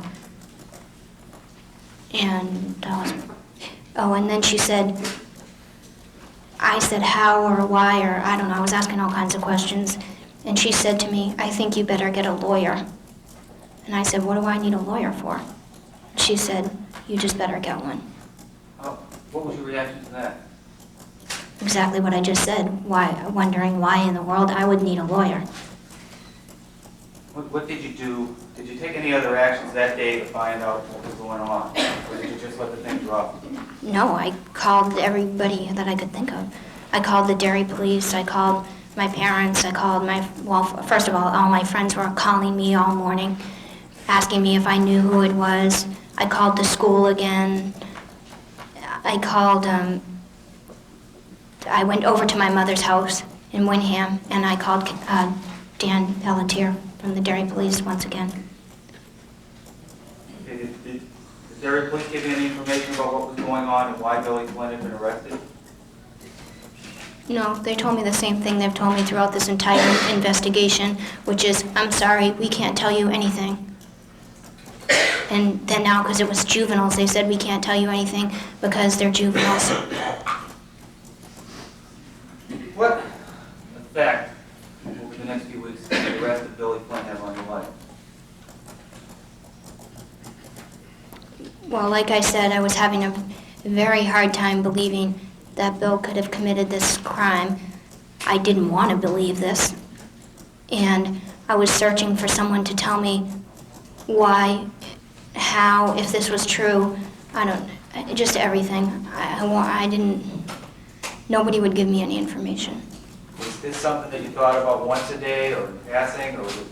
No, I thought about this every waking moment of my life. Could we, if you want to ask the cameras, just take a break every once in a while?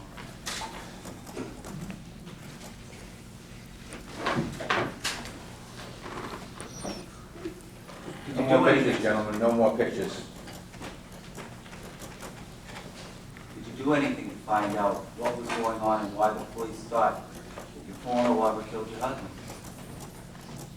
Well, there was rumors flying around all over the place, and I just, basically, of course, every person that knows me was calling me up, asking me, do you know these kids? Have they ever met Greg? Why would they have done this? Everyone was asking me for the answers, and I was asking everyone else, and it was like chaos. It really was. And I called the dairy police at least twice, 3 times a day, seeking information, to which I got none. And I called the Attorney General's office. I called the Victim Witness Program. Who'd you talk to up there? I talked to Gabe Putnam from the Victim Witness Program on a few occasions, and I spoke with another woman at one point, but I can't remember what her name was. Did any of the people you called give you any information to let you know whether or not Billy Flynn really did this, or why the police suspected him? No. How did that leave you feeling? I felt like I was nothing. I felt like I felt like I was a reporter, that like I was seeking information for no reason other than to report it to the rest of the world, and I did not feel like the victim's wife.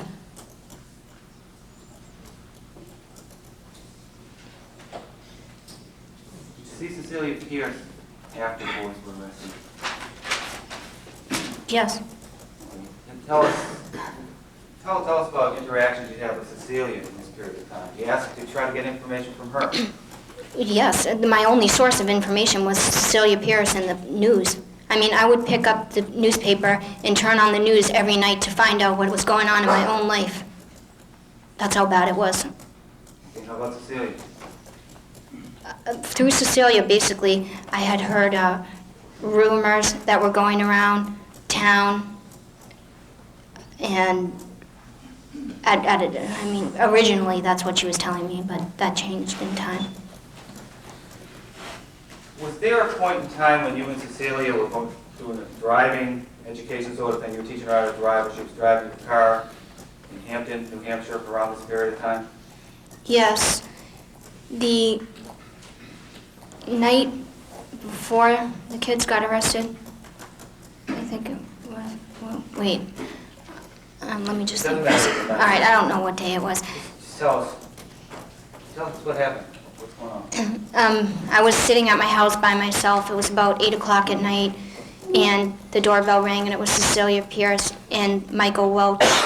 They had said they had just gone to a concert at the Club Casino in Hampton, and that it was canceled prematurely or something like that. And they came into the house and started talking to me. It was the day before the kids got arrested. And then Cecilia asked me what I was doing, and I said nothing, and she asked me if she could sleep over. And I said yes. So Michael went home, and Cecilia and I went in my car to her house to get clothes so that she could have something to wear to school the next day. And what occurred? On the way down to her house, I'm not sure who was driving, but I had let her drive my car all the time with me in it because she was approaching getting her license, and as long as I was over 21, which I was, she was allowed to be driving the car. So she would always ask me to drive, and we were driving back from her house, and we were down near the beach on the way to my house, almost at my house, when the car got pulled over by everyone. There was mounted police in paddy wagons, cruisers, motorcycles. The car was completely surrounded and told to pull over immediately. Did these police officers act like officer friendly when they pulled you over? No, not at all. Like I said, Cecilia was driving, and they surrounded the car, and they put these big spotlights on us, and they told us not to move a muscle. And the dog was in the car, and he jumped up, and I reached down to get the dog, and the officer started screaming at me and told me to lift my hands up and not to move or reach down for anything again. So I was terrified. How long did you stay stopped by those police officers surrounded? The whole thing was probably about 10 minutes. And when the woman came over to the car, she was asking Cecilia for her license and registration, which obviously she didn't have because it wasn't her car and she doesn't have a license. And so I was trying to explain that she was driving my car and all this, but the woman was so mean. She was screaming, and I was really nervous, and so was Cecilia. It was very, very intimidating. And then I heard it come across her radio. Objection, Your Honor. Stay. Your Honor, if I could approach it and then I'll proof on this. The court rules indicate that you're not approved by the approach. I think you were about to tell us what you heard over the radio. Yes, I heard a voice come across the officer's radio, and they said, "Just tell her we pulled over the wrong car." And the woman was turning it down as the person was saying it. And then the woman said, "We pulled over the wrong car." Did you believe her? No. What did you think was going on? Judge, objection. I'll withdraw. Did you withdraw, you say? I'll withdraw, Judge. All right. So they let us leave. They told us we could go, and so we went back to my house. Now this happens the night before Bill Flynn gets arrested, is that correct? Yes. It was the night of, like, they had left and taken the motorcycle and gone and everything, and then that night Cecilia came over. I believe it was June 10th. It was a Sunday. Yep, Sunday. Tell me about your interactions with Cecilia Pierce after the arrest of the boy. How often do you see her? What's going on? Well, what happened was the next day, I went to work and she went to school, and I saw her during that day, which would have been Monday. Then I went home after school, and Cecilia's mother called me and asked me if Cecilia was over my house, and I said no because she wasn't. And Mrs. Eaton told me that Cecilia, the Derry police were in Seabrook, and that they were looking for Cecilia and they wanted to question her. And Mrs. Eaton indicated to me that she was looking for Cecilia, first of all, and second of all, that she was getting mad that Cecilia was being questioned so much. And I asked, what were the Derry police doing in Seabrook? And I said that if she found Cecilia and took her down there to let me know, because I wanted to go down there and talk to them, because I was seeking information. Did you at some point go down there, or did you see Cecilia at some point? Mrs. Eaton called me back and told me she found Cecilia at her friend Heather's house, I believe, and that they were on their way to the Seabrook police. And so I went in my car and went down there too. And when I got there, I went in the front door with Mrs. Eaton and Cecilia, and the Detective Pelletier and Captain Jackson were there. And they came out and they both looked surprised to see me. And I asked them if they could tell me, I said, what's going on? Because the dairy police were in Seabrook, so obviously something was going on. And I had said to them that I was concerned about my car being pulled over. And Detective Pelletier said he couldn't talk to me right then. And he took Cecilia in another room and interviewed her. Did you talk to Cecilia after this interview? She came out and I said, what's going on? And she said, nothing. They just asked me the same questions they always ask me. So I went back to my house that night and I called Captain Jackson at the Seabrook Police, and I told him that I was seeking information once again and that my car had been pulled over, and I was wondering what was going on. Would someone please tell me what is going on? And Did you get an answer then? no, once again, he told me, we can't tell you anything. And then he told me that my car was mistaken for another car. And I said, I'm not that stupid. When's the next time you see Cecilia? School the next day. Rather than going through each... And well, that night the boys were arrested. You heard those tapes in there. They were played here, Right. right? What's that all about? What's going on? Well, in the first two or the last or all of them? Or what? Okay, The first two tapes or the... talk about any of them Okay. you want.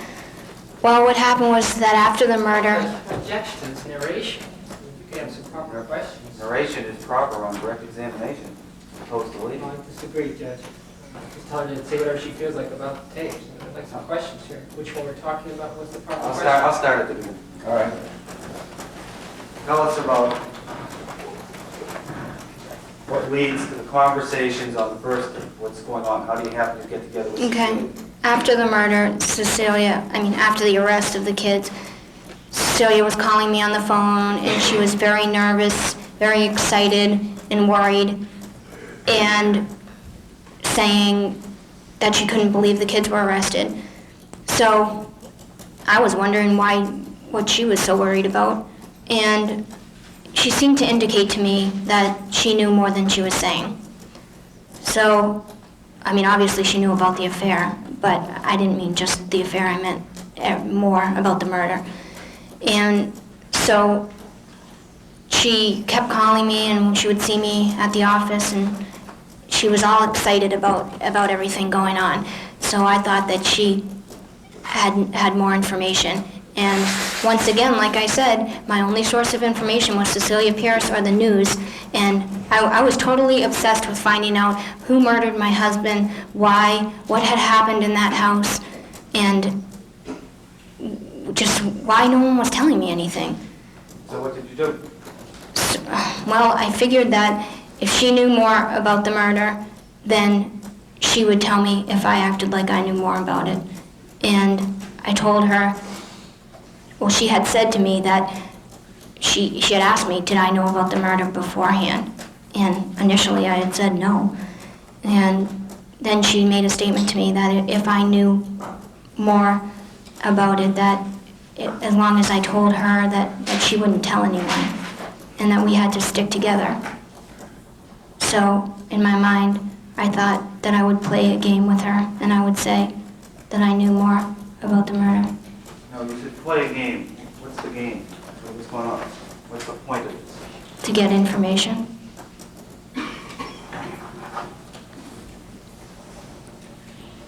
Do you ever, during that period of time, say between the arrest of the boys and your own arrest, say August 1st, 2nd, whatever, do you ever get enough information to decide whether or not Bill Flynn's guilty? Well, all the information that I was getting seemed to indicate that.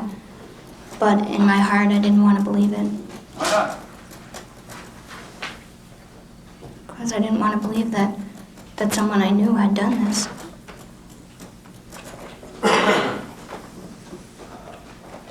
When you were talking to Cecilia on any of those tapes, did you know what had happened to your husband in that house? No. All I knew was rumors of what I had heard, which ranged from everything. I had heard totally outrageous things to plausible things. What were some of the things you heard? Objection, Your Honor. And doesn't come in for, how's it state of mind, Your Honor? Still object, Your Honor. Still sustained? How were you feeling during the summer? How was I feeling during the summer? Yeah. I was feeling totally obsessed with wondering what had happened in there. I used to sit in bed every single night and wonder what happened to Greg.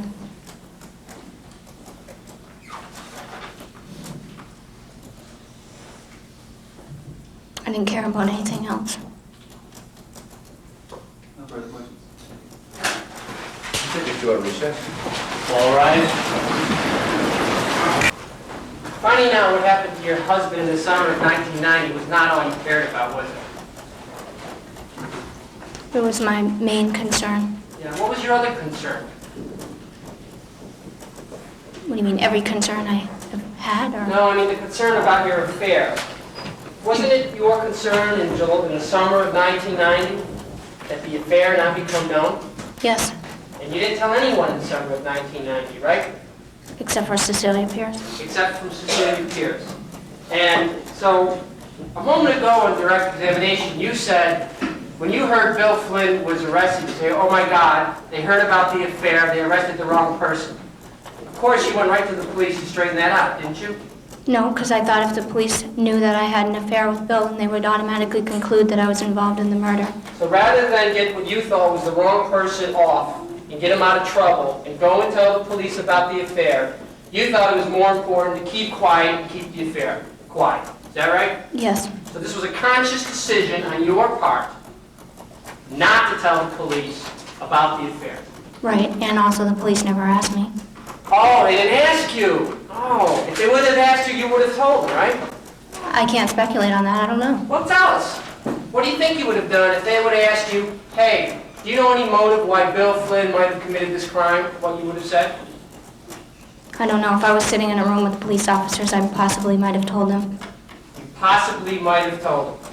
Yes, Okay, so you think if the police would have asked you whether or not Bill Flynn had a motive to commit this crime, you possibly would have told them? yes, That's not true, is it, Mrs. Smart? that's what I just said, it's the truth. Okay. Do you remember talking to the police on June 20th, 1990? Yes, Okay. You remember talking to the police at that time about motive for Bill Flynn to commit this crime? possibly, I don't know. I don't remember. You didn't tell them about the affair at that time, did you? No, they didn't specifically say, did you have an affair with Bill Flynn either? Oh, no. I mean, they didn't hit the nail on the head, they didn't ring the bell, so you didn't confirm it, right? No. Is that what you're telling this jury? Yes, I'm telling the jury the truth, that I had reasons that I didn't want them They to will know about confirm an it. affair. Objection, Your Honor. Just a moment. I'm sorry, Your Honor. One at a time. I'm not denying the fact that I didn't want the police to know about the affair. I really didn't want anybody to know if they didn't have to. But it was a conscious decision, right? Yes, it was. Okay. Now, were you asked this question by the police? And did you give this answer? June 20th, remember talking to them? Yes, This is after Bill Flynn's been arrested? yes, Okay, question. Danny Pelletier, remember him? yep, That's one of the things we need though. Why you? Why your house? You know, we want to certify these kids, and we have a crime, and we have all these kids. We have the motive. I mean, this is the motive of burglary?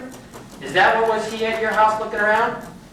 This is your response. Huh. I can't answer that. I really can't. I don't know. I'd like to think not. I'd like to wonder if he was, why the hell would he wait all the way from February to May? I mean, that's a long time, you know? I would think it would have been, in fact, okay. So say I've already gone through, I'm sure you can imagine, I've gone through all these questions in my mind 5 million times. Exactly. And you did not tell them about the affair. No, I did not. Because they didn't ask? For two reasons that I just said. One, they didn't ask, and two, because I really didn't want anyone to know. Now, you come before this jury, and essentially you admit the affair. Yes. But you have no involvement in the murder of Gregory Smart. No. Isn't that exactly what you told Cecilia Pierce on July 12, 1990 that you would do? That if you had to, you would admit the affair, Right. and under no circumstances would you admit your involvement. That's right. And that's what you said you would tell the jury if it came to that point, right? I don't know if I specifically said the jury, but that's what I would say. Now, I was speaking about the police, I believe. what was more important to you right after your husband's death? Finding the killer of your husband or keeping the affair of Bill Flynn quiet? Finding the killer of my husband.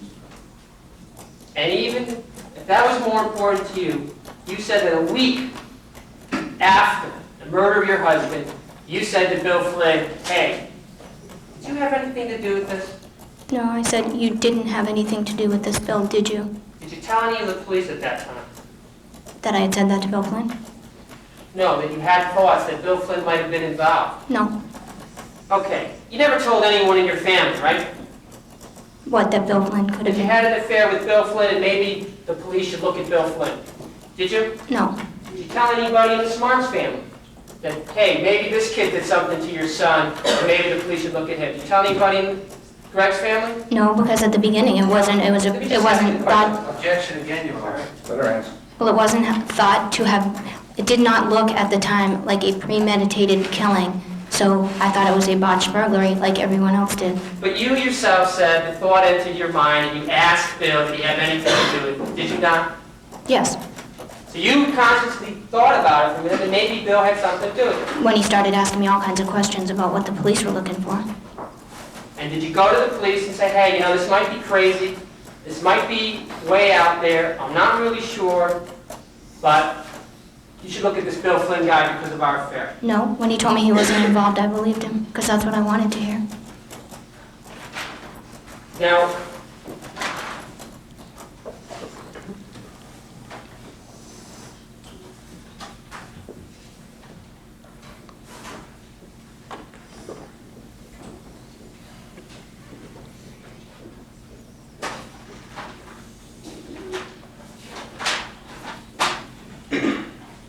but that's not what you were telling everybody else to do, was it? Who? Are you speaking of a specific person? Weren't you asking anyone to come forward with any information, however insignificant it was, to please come forward and tell us what you had and let the police then decide whether or not it was relevant? Yes. You remember saying to Bill Spencer on Channel 9 on the TV, if I were on the other side of the coin, I'd be offering all I could, even if I thought it was insignificant, to let the police try and piece it together. Yes. You remember telling that to Bill Spencer? Yes, now that you say it, yes. Do you remember telling Bill Spencer, one thing, Bill, I was thinking about was this kid, Bill Flynn, who I had an affair with? Maybe that's something I should tell the police. Did you tell Bill Flynn, Bill Spencer anything about that? No.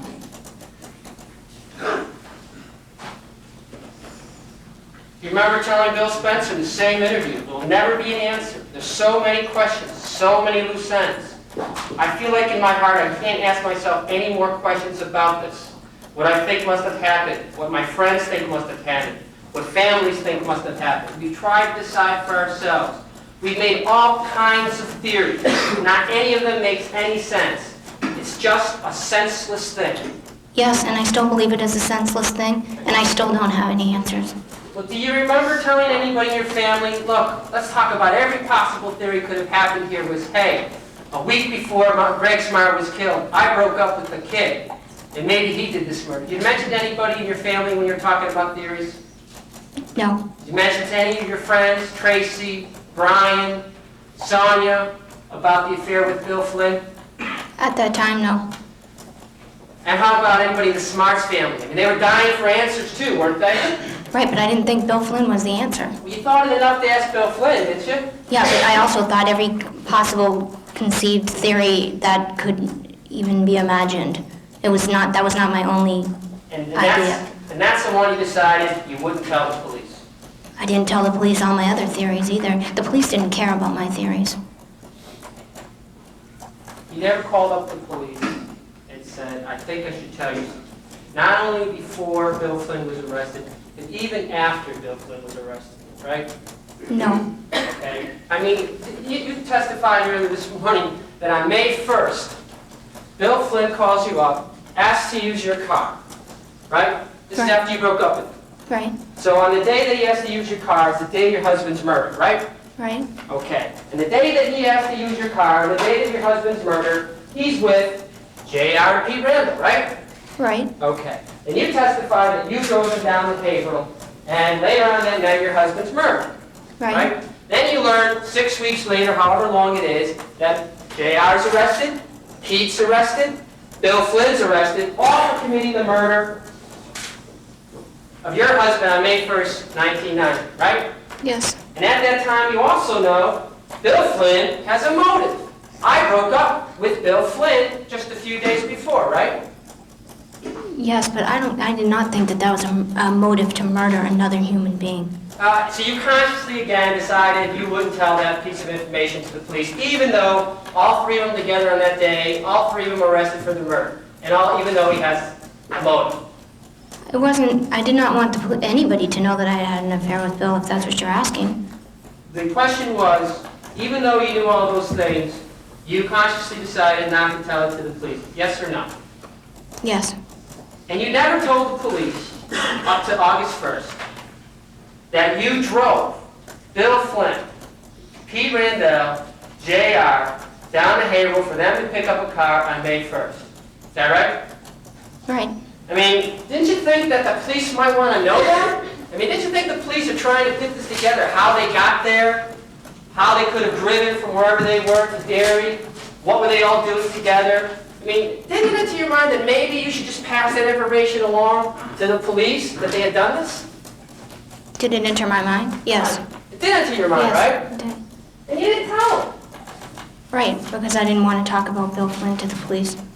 Oh, you didn't want to talk about Bill Flynn at all to the police, regardless of... No, well, I did tell the police early on, the day after the murder, that there was a phone call on my phone bill that was to Bill Flynn from me. Right. So, I mean, his name had been mentioned. Because you weren't doing anything to cover up your relationship with Bill Flynn, were you? What, from the police or in Right. general? No, yes, I was. You're doing everything you could to cover up your relationship with Bill Flynn. Yes, I right? was. And not only if you told the police about Bill Flynn and your relationship, that would give Bill Flynn a connection and a reason for killing your husband, right? Right, And it also give you a connection to the murder of your husband and to Bill Flynn if you told him about the affair, right? yes. And that's the real reason you didn't want to talk to the police about Bill Flynn and the affair with you. The real reason is the truth, which I just told you. The jury will determine what's the truth, won't they? They certainly will, I Are you hope. afraid that they're going to decide that for themselves? I think the jury's going to believe what the truth is. Okay. I believe in the jury system. And you're real big on telling the truth, aren't you? What do you mean, I'm real big? I mean, in the summer of 1990, you were telling everybody about your affair with Bill Flynn, weren't you? No, Objection, Your Honor, she's answered that question well 15 times already. Yes, answer. Well, I mean, so you determine sometimes when you're going to tell the truth and when you're not going to tell the truth, right? I think everyone does. Okay. And back on June 20th, again, they're talking about a certification hearing, right? Yes, and I believe there's a quote in there from me that says, I hope they get certified and tried as adults. Yeah, but I didn't ask you that question yet, did I? No? Okay. Is there anything else you want to tell the jury and volunteer? And then I'll go on to my cross. Go right ahead. No?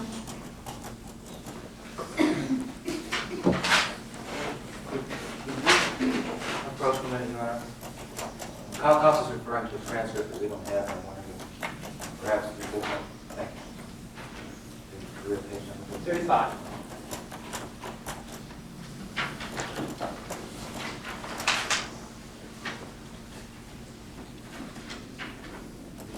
Transcript that's been given as page 1 and the next page is page 10. It's just out of When we get between page 1 and page 9, I guess we'll worry about it, but as long as we're at page 35, I don't think it's a matter of concern at the moment. May I continue, Your Honor? May? You remember talking to Daniel Pelletier, June 20th, you boys have already been arrested, right?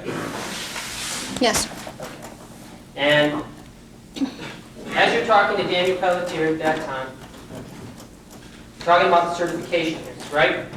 Yes. And you remember saying this to Daniel Pelletier, bottom of page 35? As far as I'm concerned, I'm just going to tell the truth, no matter what, okay? Yeah. And the truth is that I don't think these kids did this. That isn't really my truth. That is my honest, my God's honest truth.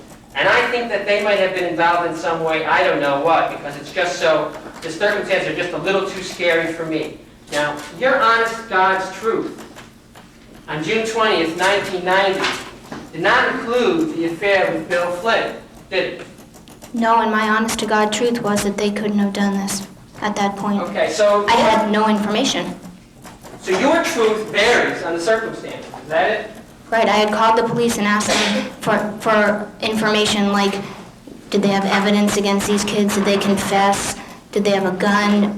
And as far as I knew, all I knew was that they were arrested. So that doesn't, just because you're arrested doesn't mean you're committed a crime, so. And they also asked you, did they have a motive?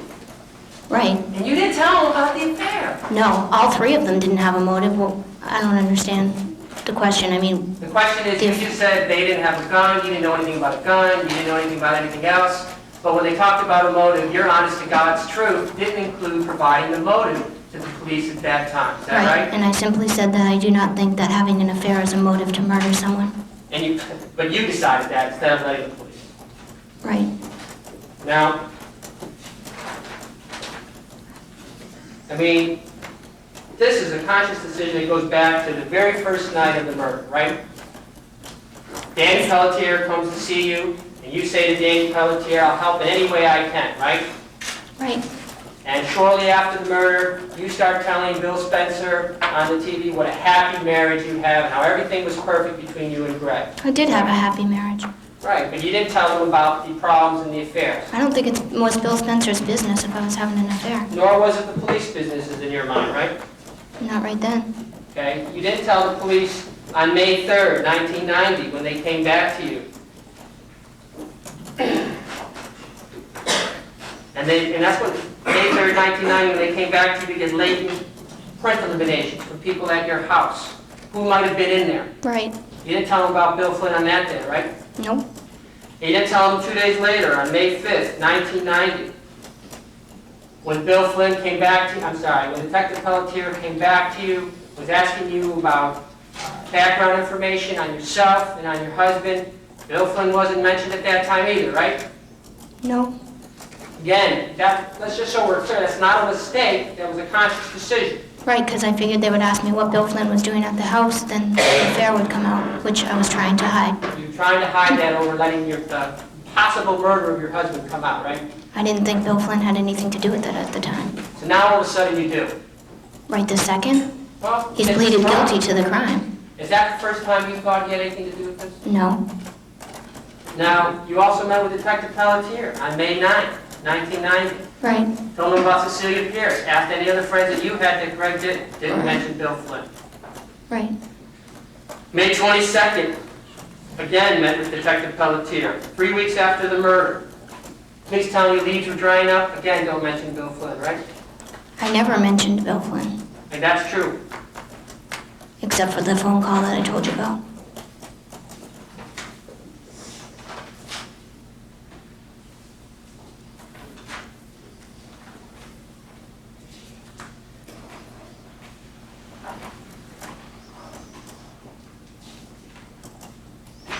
Why don't you tell us, Jerry, what attracted you to Bill Flynn?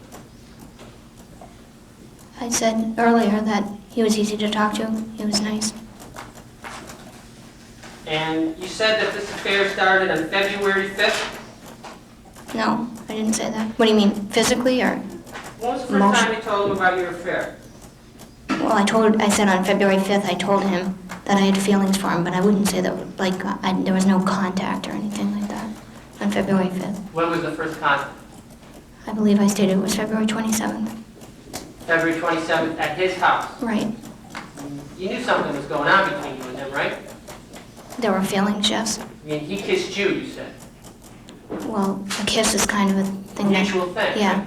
Okay, so it wasn't anything you were trying to avoid, right? No. And after February, I mean, tell us, where did this happen? The kiss? Yeah. In his bedroom. And who else was present? In the room or in the house? Either or. He and I were in the bedroom, and Mrs. Flynn and his brothers, I think, were in the house in the other rooms. And how did you have privacy? He had the door shut. He always had the door shut in his room. Locked? I don't know, probably. Did you think that was a little inappropriate for you to be in a room with a 15-year-old boy? No, I was always in there because that's where we worked on the video when we were over there. And from there, where did it go to? Where did what go to? The affair. That day? Or After that day. my house? When was that? March 24th. Was that the first time you had sexual intercourse with him? Yes. How many times between then and April 20, when did you say you broke up? Well, we broke up a number of times in between them. That And time. when was the last time you broke up? Either the Wednesday or the Thursday before the murder. Okay. March 24th and the Tuesday before the murder, he was also at your house, right? So when you had the dinner, he did the dishes, threw out the trash? The Tuesday, yes, he was. Okay. Did you have sex that night too? Yes. Between those 2 dates, right? We're talking about maybe a little less than a month period. Right. How many times did you have sex? I don't know, 2 or 3.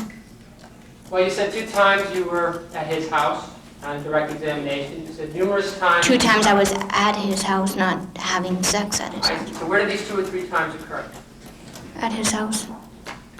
So the only time you ever had sex was twice at your house and twice at his house? Not twice at his house, once at his house. Where were the other places? That's all I remember. I'm sorry? That's all I remember. So you remember twice at your house and once at his house, nowhere else in between? Not that I remember. Okay, so tell us about the times you tried to break up with Bill Flynn. When was the first time after March 24th? I don't know the exact date. Probably at the end of March sometime. All right, so at the end of March you tried to break off with him, and what'd you tell him? That I didn't want to have an affair. And what did he say? That he wanted to. And that was it? So you continued? No. He said that he wanted to be with me. And I said I couldn't have 2 relationships at once. Okay, but you did continue to have 2 relationships at once, right? A few days later, yes. 3 days later? A few days later, 2 days later, boom, everything's back again, right? I guess. I don't know exact dates. So then the relationship started up again, so now we're towards the beginning of April, let's say? Yes. All right, so what was the next time you, what got the relationship back together again? Our feelings, I guess. Okay, so then, when was the next time after that you tried to break it off? There was some time in April. I can't remember when. I believe it was the beginning to middle of April. How much time later? How much time later what? Was it that you tried to break it off after the Right. first attempt? I don't know, probably like 10 days. So now it's the beginning of April, we're talking April 10th, April 12th. This is the second time you tried to break it up. How long does that last? Couple days. I mean, the only person who knew about your affair was who?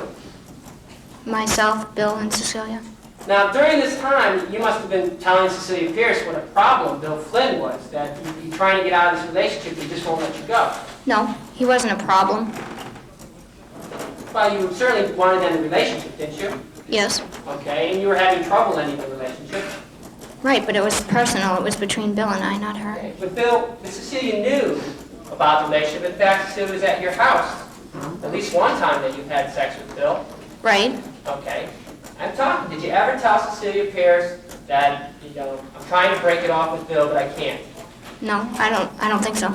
Did you ever talk to Cecilia Pierce and say, hey, Cecilia, you knew about that affair with Bill. Do you think maybe he did this? When? Before he was arrested? Anytime.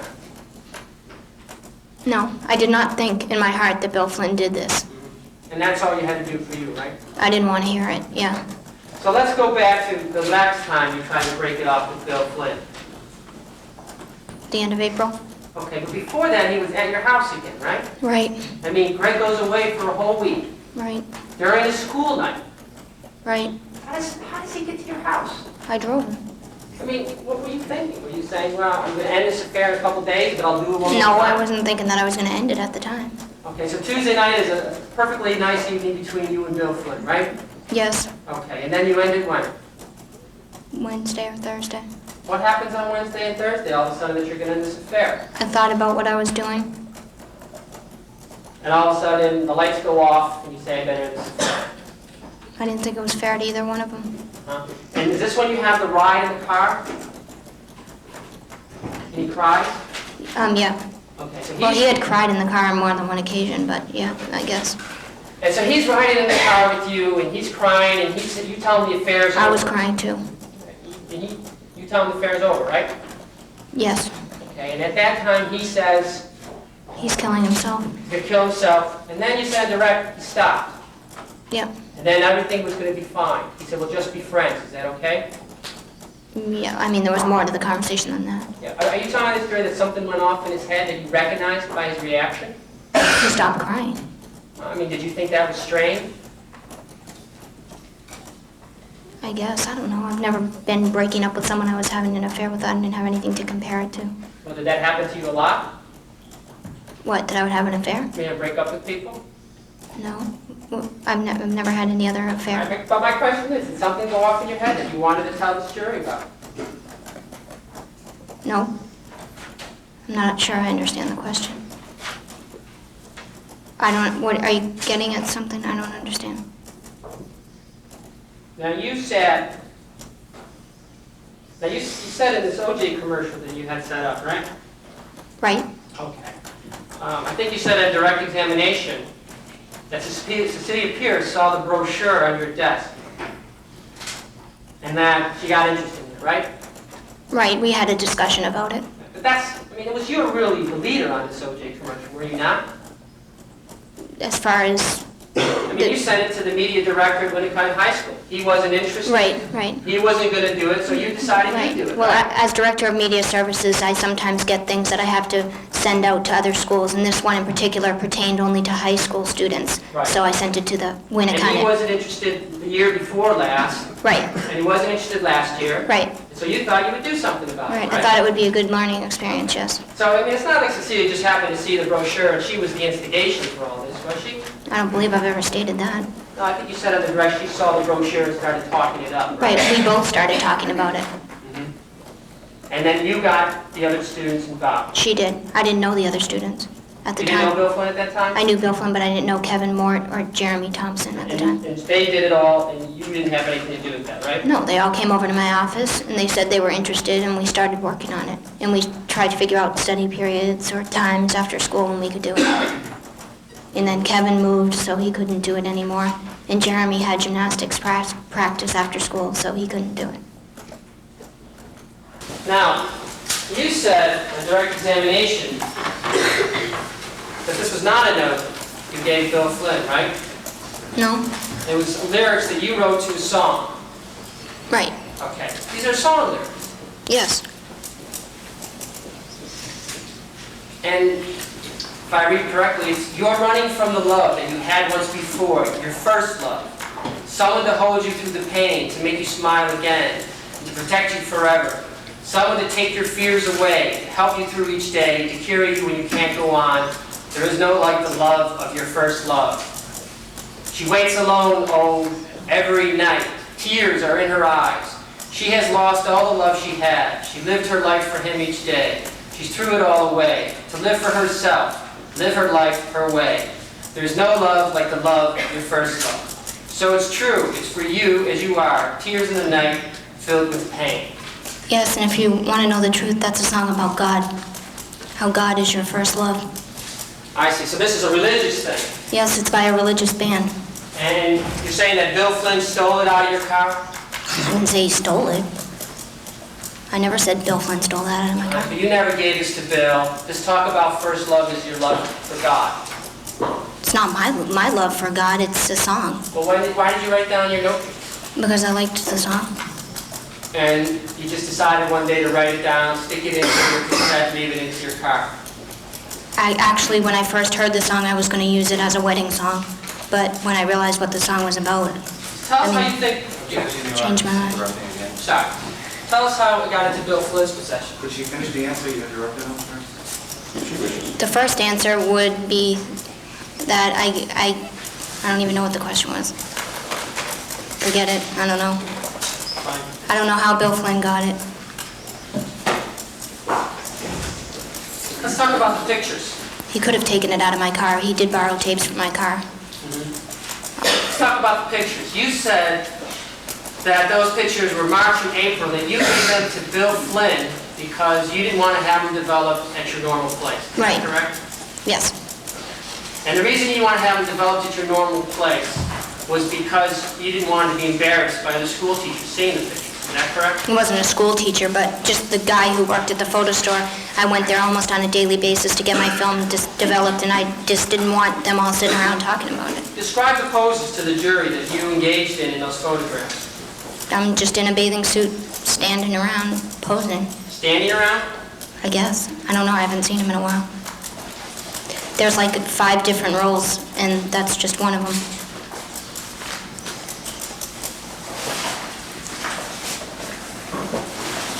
Are they anybody local?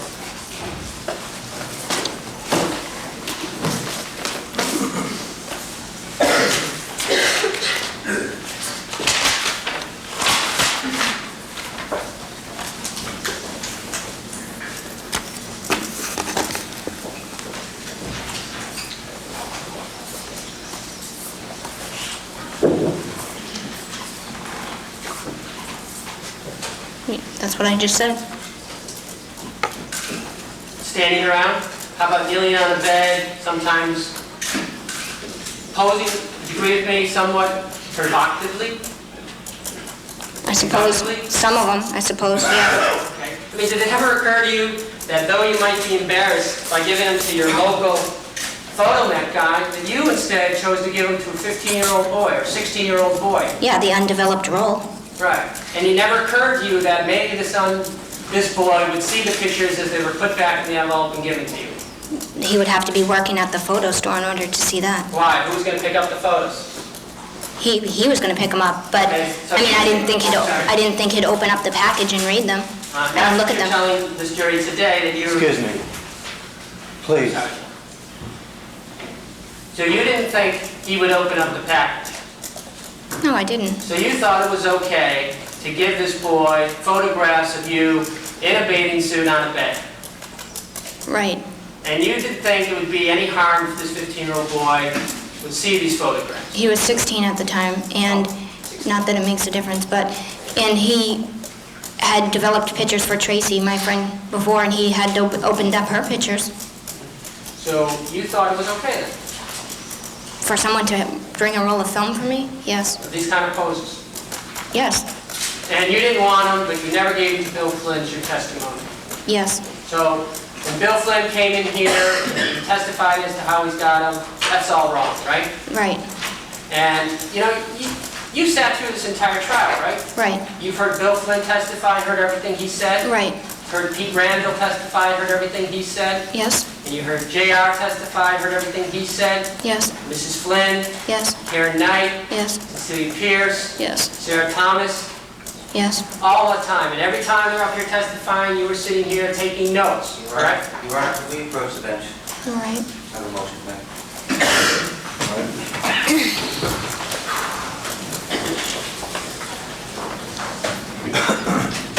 And you heard all those witnesses testify, right? Right. I don't believe every one of them testified about these photos. Are you talking specifically about? No, I'm just talking about in okay. general.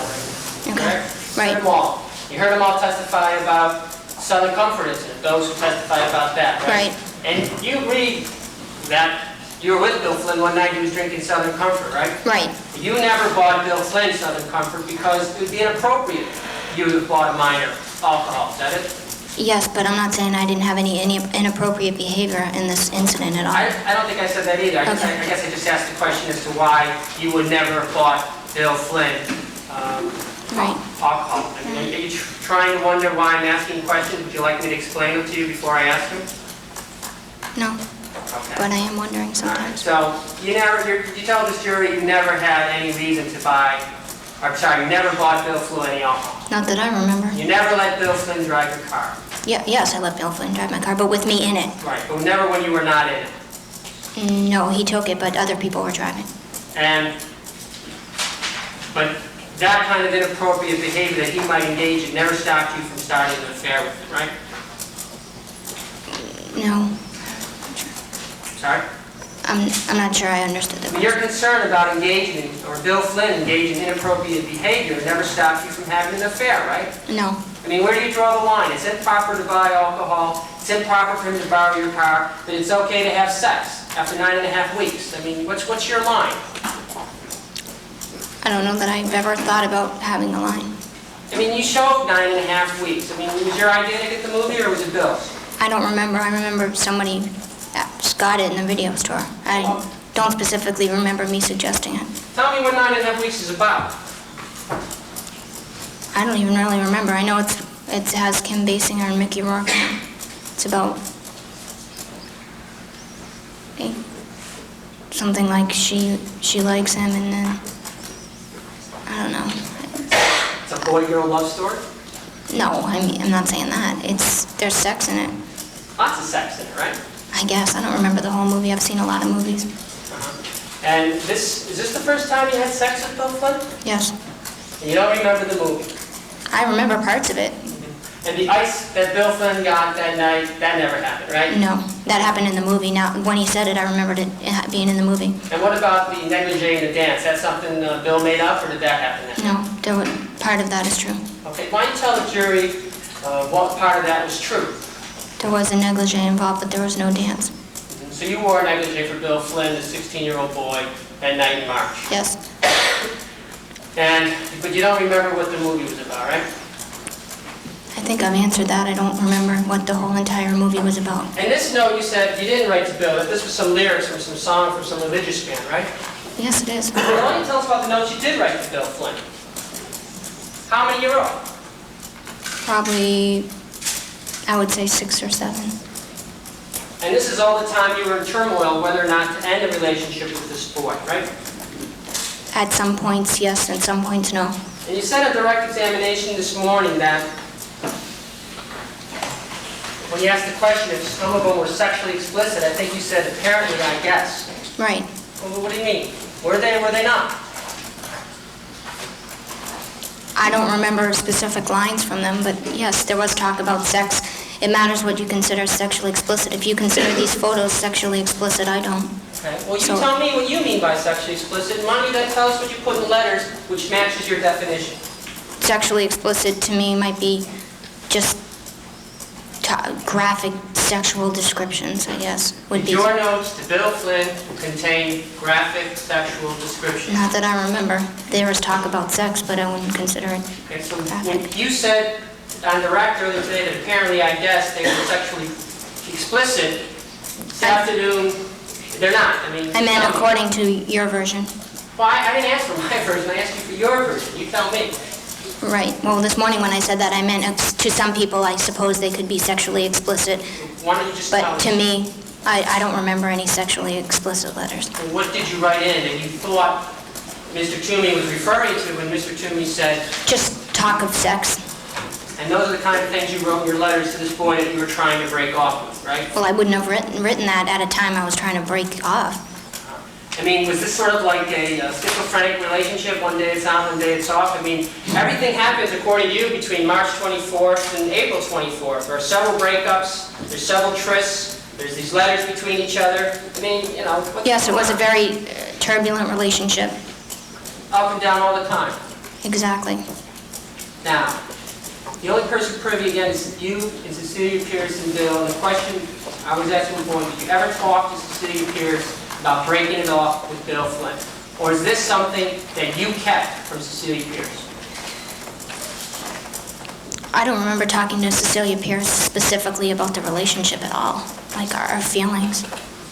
Well, I mean, Cecilia Pierce knew about the relationship. Right, she knew we were having an affair, that's it. I mean, she didn't know like every single thing that we ever did. And she was there sometimes. Yeah. Okay. The question is, when you say you don't ever recall specifically talking to Cecilia Pierce about the relationship, I'm asking you, did you ever talk to Cecilia Pierce about trying to break it off with Bill Flynn? I might have.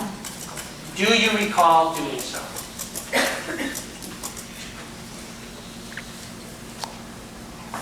I don't know, I can't answer that, I don't remember. Yeah, I guess the answer is no.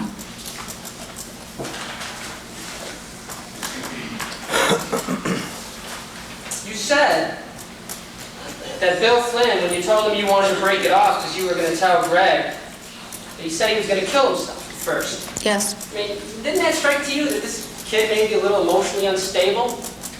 Yes. And didn't it occur to you that knowing that he might be a little emotionally unstable, when the police were trying to figure out what the hell happened here, that maybe this emotional instability should have been told to them? No, I thought he was just hurt when he said that, and like anybody would be. Okay, well, a second ago you just said yes, you thought he might be emotionally unstable. At that point, not generally emotionally unstable, just at that moment right there, yeah. So sometime later on you decided he's not emotionally unstable, he's okay, so I don't have to tell the police about the affair. Is that it? I'm not a psychiatrist, I don't know. Well, I'm just asking you where along the line you decided it wasn't a factor. At some point you clearly let it be known to this jury that this kid is talking about killing himself, and you're clearly letting it be known... Yeah, himself, not someone Can I else. ask you a question, please? You're clearly letting it be known to this jury that he was upset. I'm going to object you around this, not a question, that's a speech. It's foundation for the question. Cross-examination. And then somewhere down the line, you make a decision, it's not something to tell the police. Right. So you thought it was significant enough to tell the jury now, but not to tell the police back then, right? Right. When you broke up with Bill Flynn for the final time, what day of the week was it? I believe it was Wednesday or Thursday, And where were you? in my office. Now, after that Tuesday night, Bill Flynn ever come back to your house while you were there? In Derry? Yeah. Not that I remember. Okay. So Tuesday night, everything's peachy keen, right? Or peachy keen, I should say. Yes. Okay, so there's no problem with you and Bill Flynn, correct? Tuesday night at your house. I always had a problem in my head with it, but Okay, but you didn't tell Bill Flynn you were breaking up Tuesday night, right? no. Okay, so when Bill Flynn left your house Tuesday night, it was his understanding everything was still okay and everything was fine according to your testimony, right? I suppose. And that's the night he did the dishes, right? Yes. And that's the night he threw out the garbage. Yes. That's the night that if you throw out the garbage, sometimes you go through the bulkhead. Yes. He went through the bulkhead. Right, on that night. But you don't break up with him until 2-3 days later, right? Right. All right. Do you want this jury to understand that Bill Flynn decided to kill your husband because you broke up with him? I want this jury to understand the truth. Is that what you're claiming the truth is? I don't know why Bill Flynn killed Greg. I can just come in here and give my testimony. So even as you sit here today, you still have no idea why he may have done this. Is that it? I didn't say I had no idea, but I don't know specifically. Well, I'm asking you, what do you think? Why do you think he did this? Probably because he thought we could be together. Okay, so Bill Flynn thought, you want nothing to do with him, and you made that clear on Wednesday or Thursday after Right. the Tuesday. And Bill Flynn says, well, I'll take care of this. She wants to be with Greg, but if I kill Greg, she'll obviously come right back to me. I guess because the only reason I wouldn't be with Bill was because I loved Greg. And Bill Flynn, in your understanding, must have figured that out, you'd go back to him, right? I told Bill that I loved Greg, and that's why I was breaking up with him. And, I mean, when you broke up with him on that Wednesday or Thursday, and you were trying to end the relationship, 3 days later, he calls you up, and you drop everything to give him a ride to Haverhill, right? I didn't drop everything immediately, but yes, I gave him a ride to Haverhill. He was still my friend. I know, but I mean, you got to school late, right, that day? Right. You went out to lunch for 11:30 or 2:30. Right. Boom, right after that, Bill Flynn calls, I need a ride to Haverhill. What do you say? Oh, Bill, I don't really want to. About 2 hours after that. He calls back, and again, I mean, you just do it, right? Sure. It wasn't the first time I'd ever given him a ride anywhere. I mean, didn't it occur to you that you should just cut it off between this kid? I mean, didn't you say this morning on direct examination, don't come around that much anymore to Bill Flynn? Originally, and then he said that he couldn't stand not seeing me at all, and so he said he wanted to still come over, and I said that was fine, and I didn't want to be mean to him. I didn't hate him or anything, and he asked me for a ride, and I said yes. It was not a major event. And that ride is something that you would have done in public, right? I mean, it's Yeah. not a hidden thing. People might have seen you and Bill and J.R. or Pete together, Right, I had nothing to hide that I was giving them a ride to April. And people might have seen you out the night Bill Flynn was drinking the Southern Comfort, correct? I'm sure they did. So you have to give this jury an explanation why you drove him down to Haverhill that night, right? Of course, I have to tell the truth. I did drive them. And after that, you didn't stop seeing Bill Flynn. After when? After May 1st, What do you mean, stop having an affair or stop seeing him? both. I saw him after May 1st, but I didn't have any relation with him. But you tell this jury that Bill Flynn never came to your Hampton condominium and hung out there except for this one day before his arrest? I believe he might have been there like on one or two other occasions. What was he doing? Just stopping by like any other friend I had. And there was nothing going on between you and Bill Flynn? After the murder of my husband? That's right. No, there So wasn't. if people came into this courtroom were to say they saw you with Bill Flynn after May 1st at your condominium, hanging out together, being affectionate, Hanging out, yes. Being affectionate, no. they'd be all wrong. Oh, so they'd be all wrong, right? That'd be partly wrong. And the whole business about Drew Holloway just happened to be something that came up unexpectedly, right? We were there May 31st, taking out the stereo. And you know Michelle Nichols would see you that day, and you know Ralph Welch's girlfriend saw you that day, Yeah, Michelle Nichols was in the car. and you saw Mrs. Laddamy saw you that day. Sure.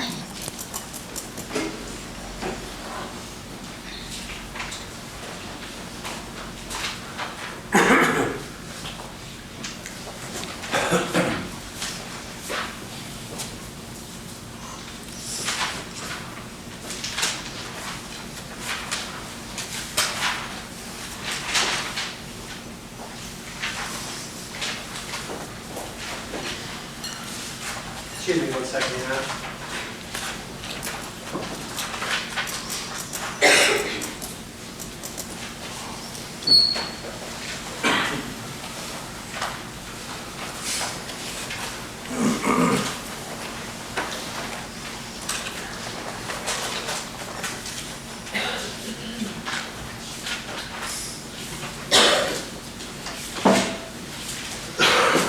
Okay, now,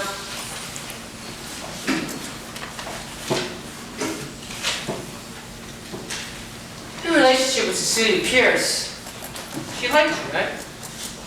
Yes. I mean, she was a 15-year-old girl, somewhat low self-esteem, correct? I guess. Well, what do you think? About her self-esteem. I think she has a tendency to want to be the star. And when did you first think that? All the time. All the time. During the video especially.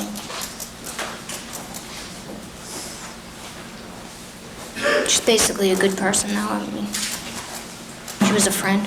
And she liked hanging out with you, right? Yes. I mean, you were 22, 23 years old, you were a young media director, she was a 15-year-old high school student, you befriended her, right? Yes. She worked for me and it became a friendship. And Cecilia Pierce sort of got off on that, right? I don't know that I can answer that. I don't know. I'm sorry? I don't know that I can answer that when she got off on that. Well, did Cecilia Pierce and you have any problems in your relationship? Did she hate you? Did you have big fights or anything like that? We had fights. Okay, and how was your relationship basically?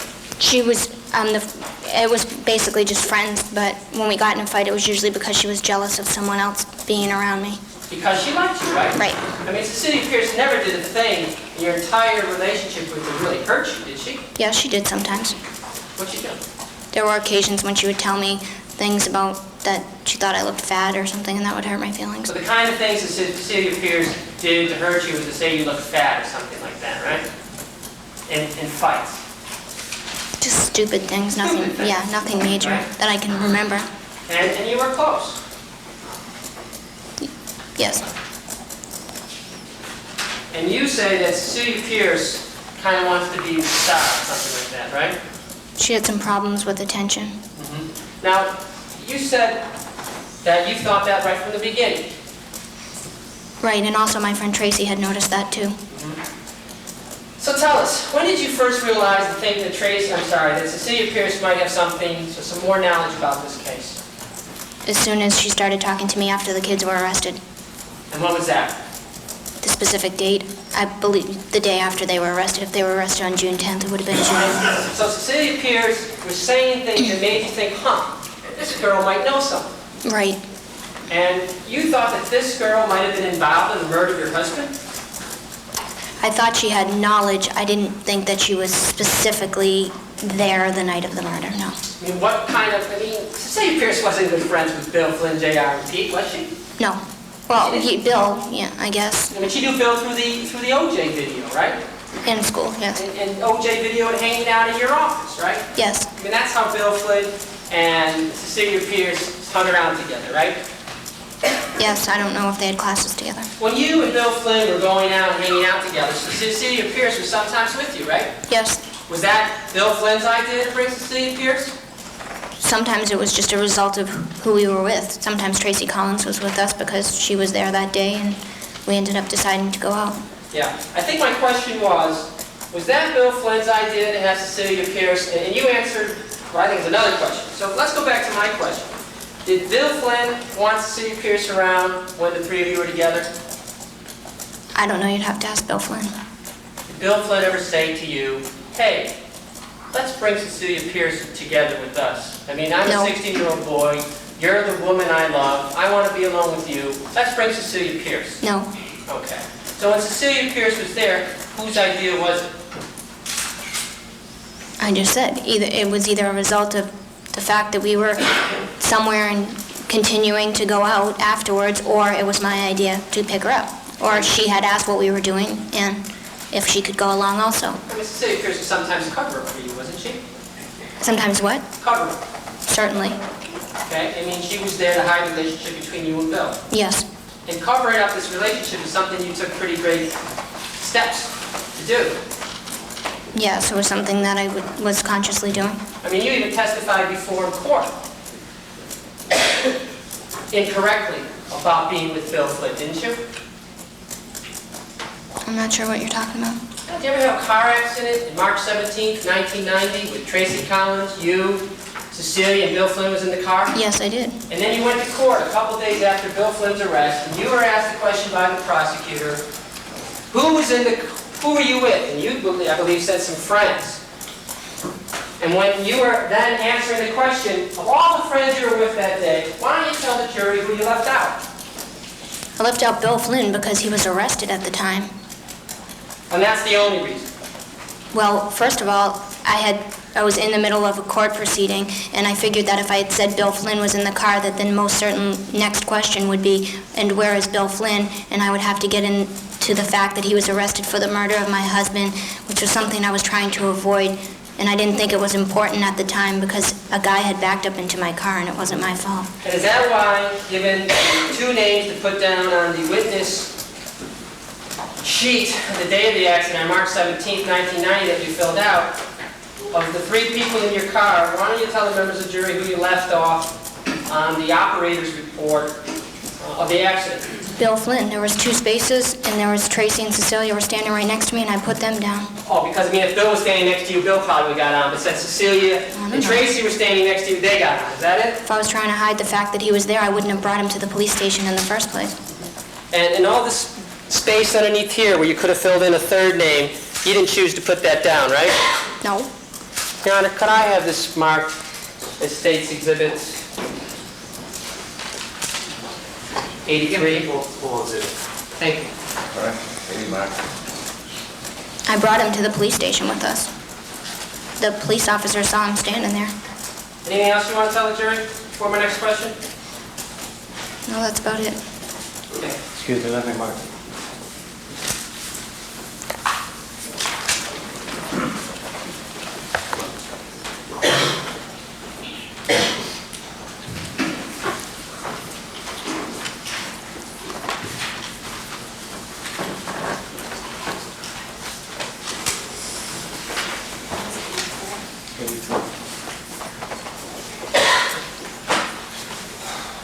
Were you under oath when you testified at that court proceeding and said, let me give you the direct quote so you know exactly what you said. Okay, who was operating the vehicle? I was. And did you have some friends with you? Yes. Who were they? This, Your Honor, she's already answered and said she left off the name. He's just putting in some other transcript at this point. It's admission, Your Honor. She's already admitted it. What's the point of this? She hasn't admitted it, but I think it's cross-examination. Thank you. The attorney, who were they? Tracy and Cecilia. Now, is that a pretty accurate, direct quote of what you were testifying to? Yes, and Tracy and Cecilia were standing there right in the courtroom with me. Is this another version of your God's honest truth, what you decide to tell people or not tell people? It was more of an intentional avoidance of a bigger problem. Okay, because I mean, at that time, if you would have mentioned Bill Flynn, you might have had to start answering a few more questions about your relationship with Bill Flynn, correct? No, I didn't think of that at the time. I thought they would probably ask me where he was and why he wasn't I mean, testifying. you certainly thought of that as a possibility if you would tell the police about your affair with Bill Flynn. They would have started asking all sorts of questions, right? Well, most certainly. Okay, so, I mean, it was a conscious decision not to mention him there. It was a conscious decision not to mention to the police. And you sort of make decisions as you go all the time, what to tell people, what not to tell people based on the circumstances you're in, right? Exactly. Okay, and here you are in this courtroom, now testifying in a first-degree murder trial, and you're under different circumstances, right? Yes? And now you've decided you're going to tell all and come clean. Yes, this is a much more serious matter than someone backing up into my car. All right, so truth to you depends on what's at stake and what you're willing to say. No, not at all. Well, you just said a second ago that didn't mean so much because it was only about a guy backing up and hitting your car. Right. So if you can't be honest on little things like that, when no one's even pointing a finger at you, why should the jury believe you're going to be truthful now I didn't when all say- these witnesses have testified against you? I didn't say that I wasn't being honest. If they would have said, was Bill Flynn inside your car the night of the accident, I would have said yes. It's just like if the police would have said, Exactly. were you having an affair with Bill Flynn, you would have said yes. Yes. But if they don't ring the bell or pull the string, no one's ever going to know about it, right? I don't guess not.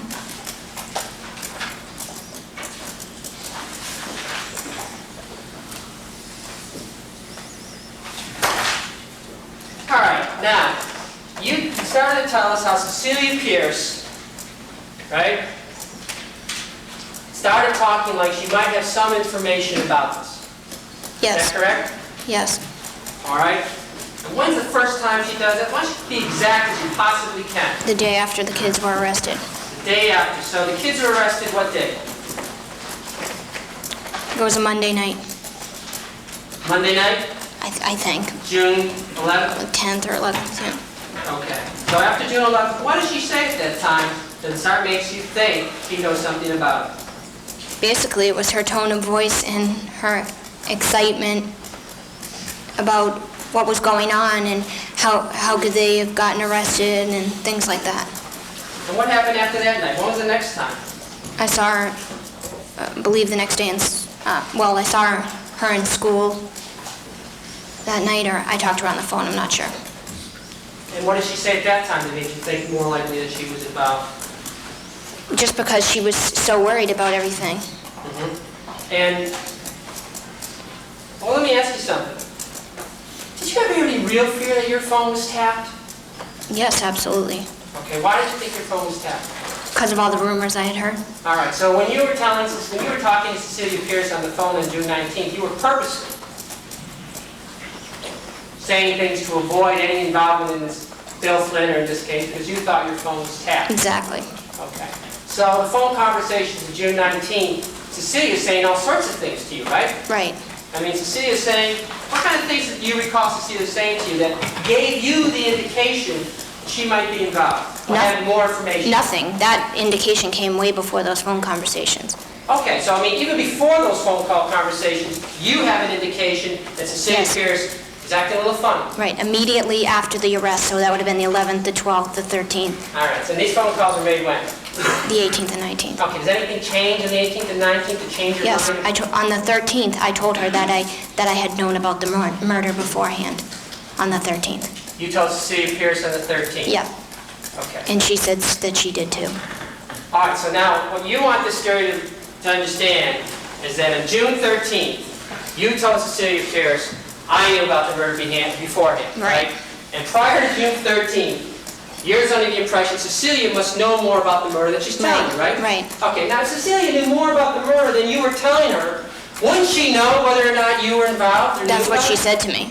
sorry? That's what she said to me. She said, how come Bill never told me that you knew? Okay, and when you said that to her on No, June... she said that to me. When you said that to her on June 13th that you knew about the murder, Yeah, right? Didn't yeah, you just say that a few yeah. moments ago? That was just a trick, Exactly. just to get more information from her. Exactly, and I did get information. Okay, you got information on June 13th, I right? certainly did. Okay, so tell the members of the jury how soon you went to the police and said, hey, you better talk to Cecilia Pierce because she knows more than she's telling you. I didn't, because I didn't believe her at first.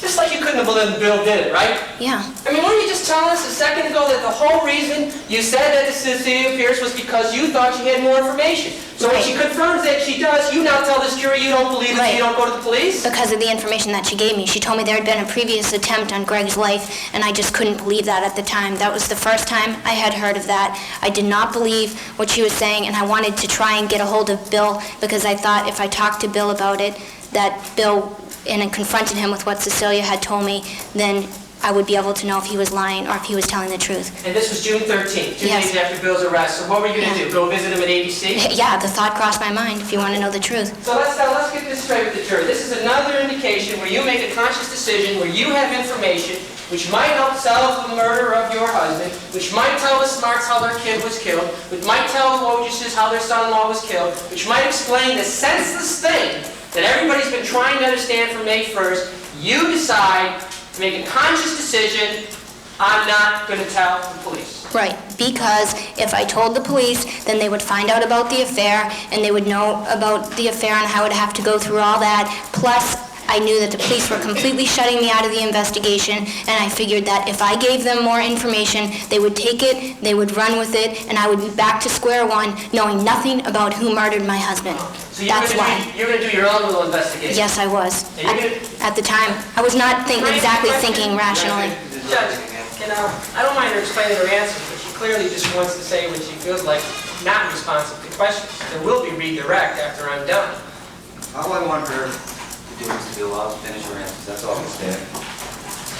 Go ahead. Anything else you want to say? Yeah, this is part of my, you asked me if I made a conscious decision, and my feelings at that time were part of the conscious decision. I was not acting rationally at all. All right, so now this is not a rational thing. You're sort of like off in the... Yeah, my husband was murdered. Right, and the last thing you want to do is tell the police some good information to help solve it, right? Because your No. husband was murdered. No, No, okay.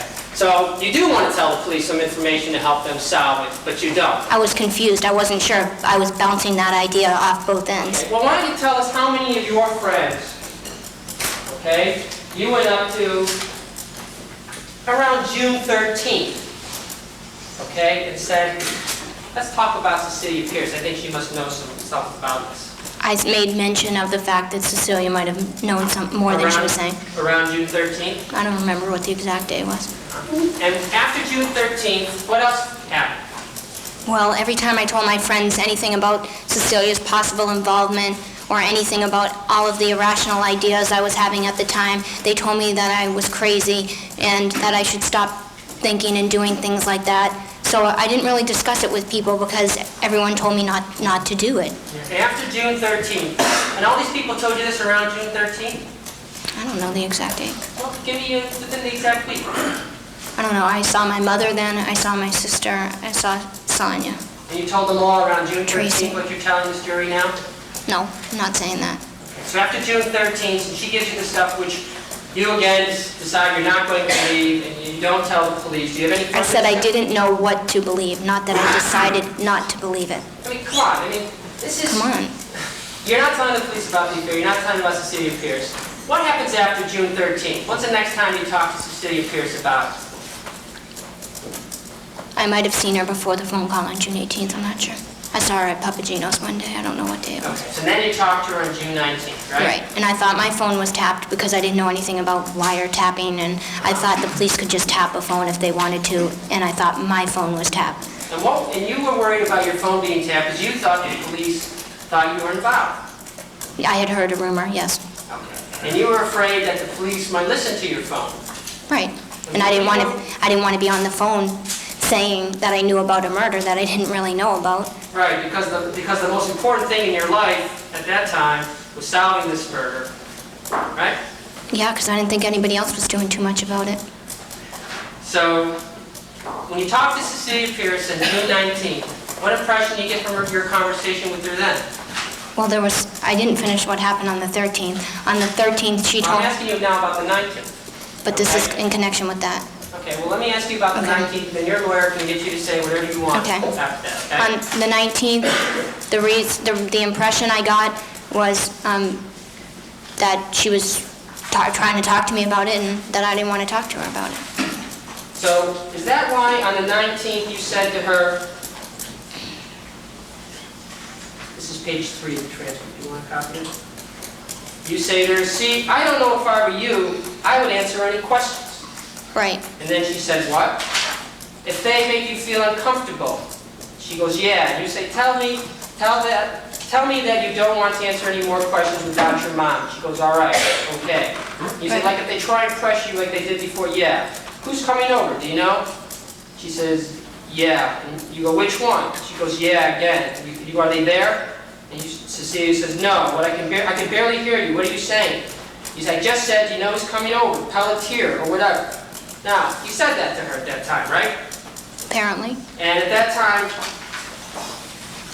why were you afraid of her answering any questions? I mean, if you thought at the time she really knew about this, and if you thought at the time she might have information to help, why weren't you telling Cecilia Pierce, hey, don't worry about it, just tell the police whatever they ask, and nothing will happen. You didn't do anything wrong. That's why I just wanted to say something before this, because on June 13th, she told me that she was going to go to the police and tell them I knew about the murder beforehand, And why was she going to do that? because she said that she was scared.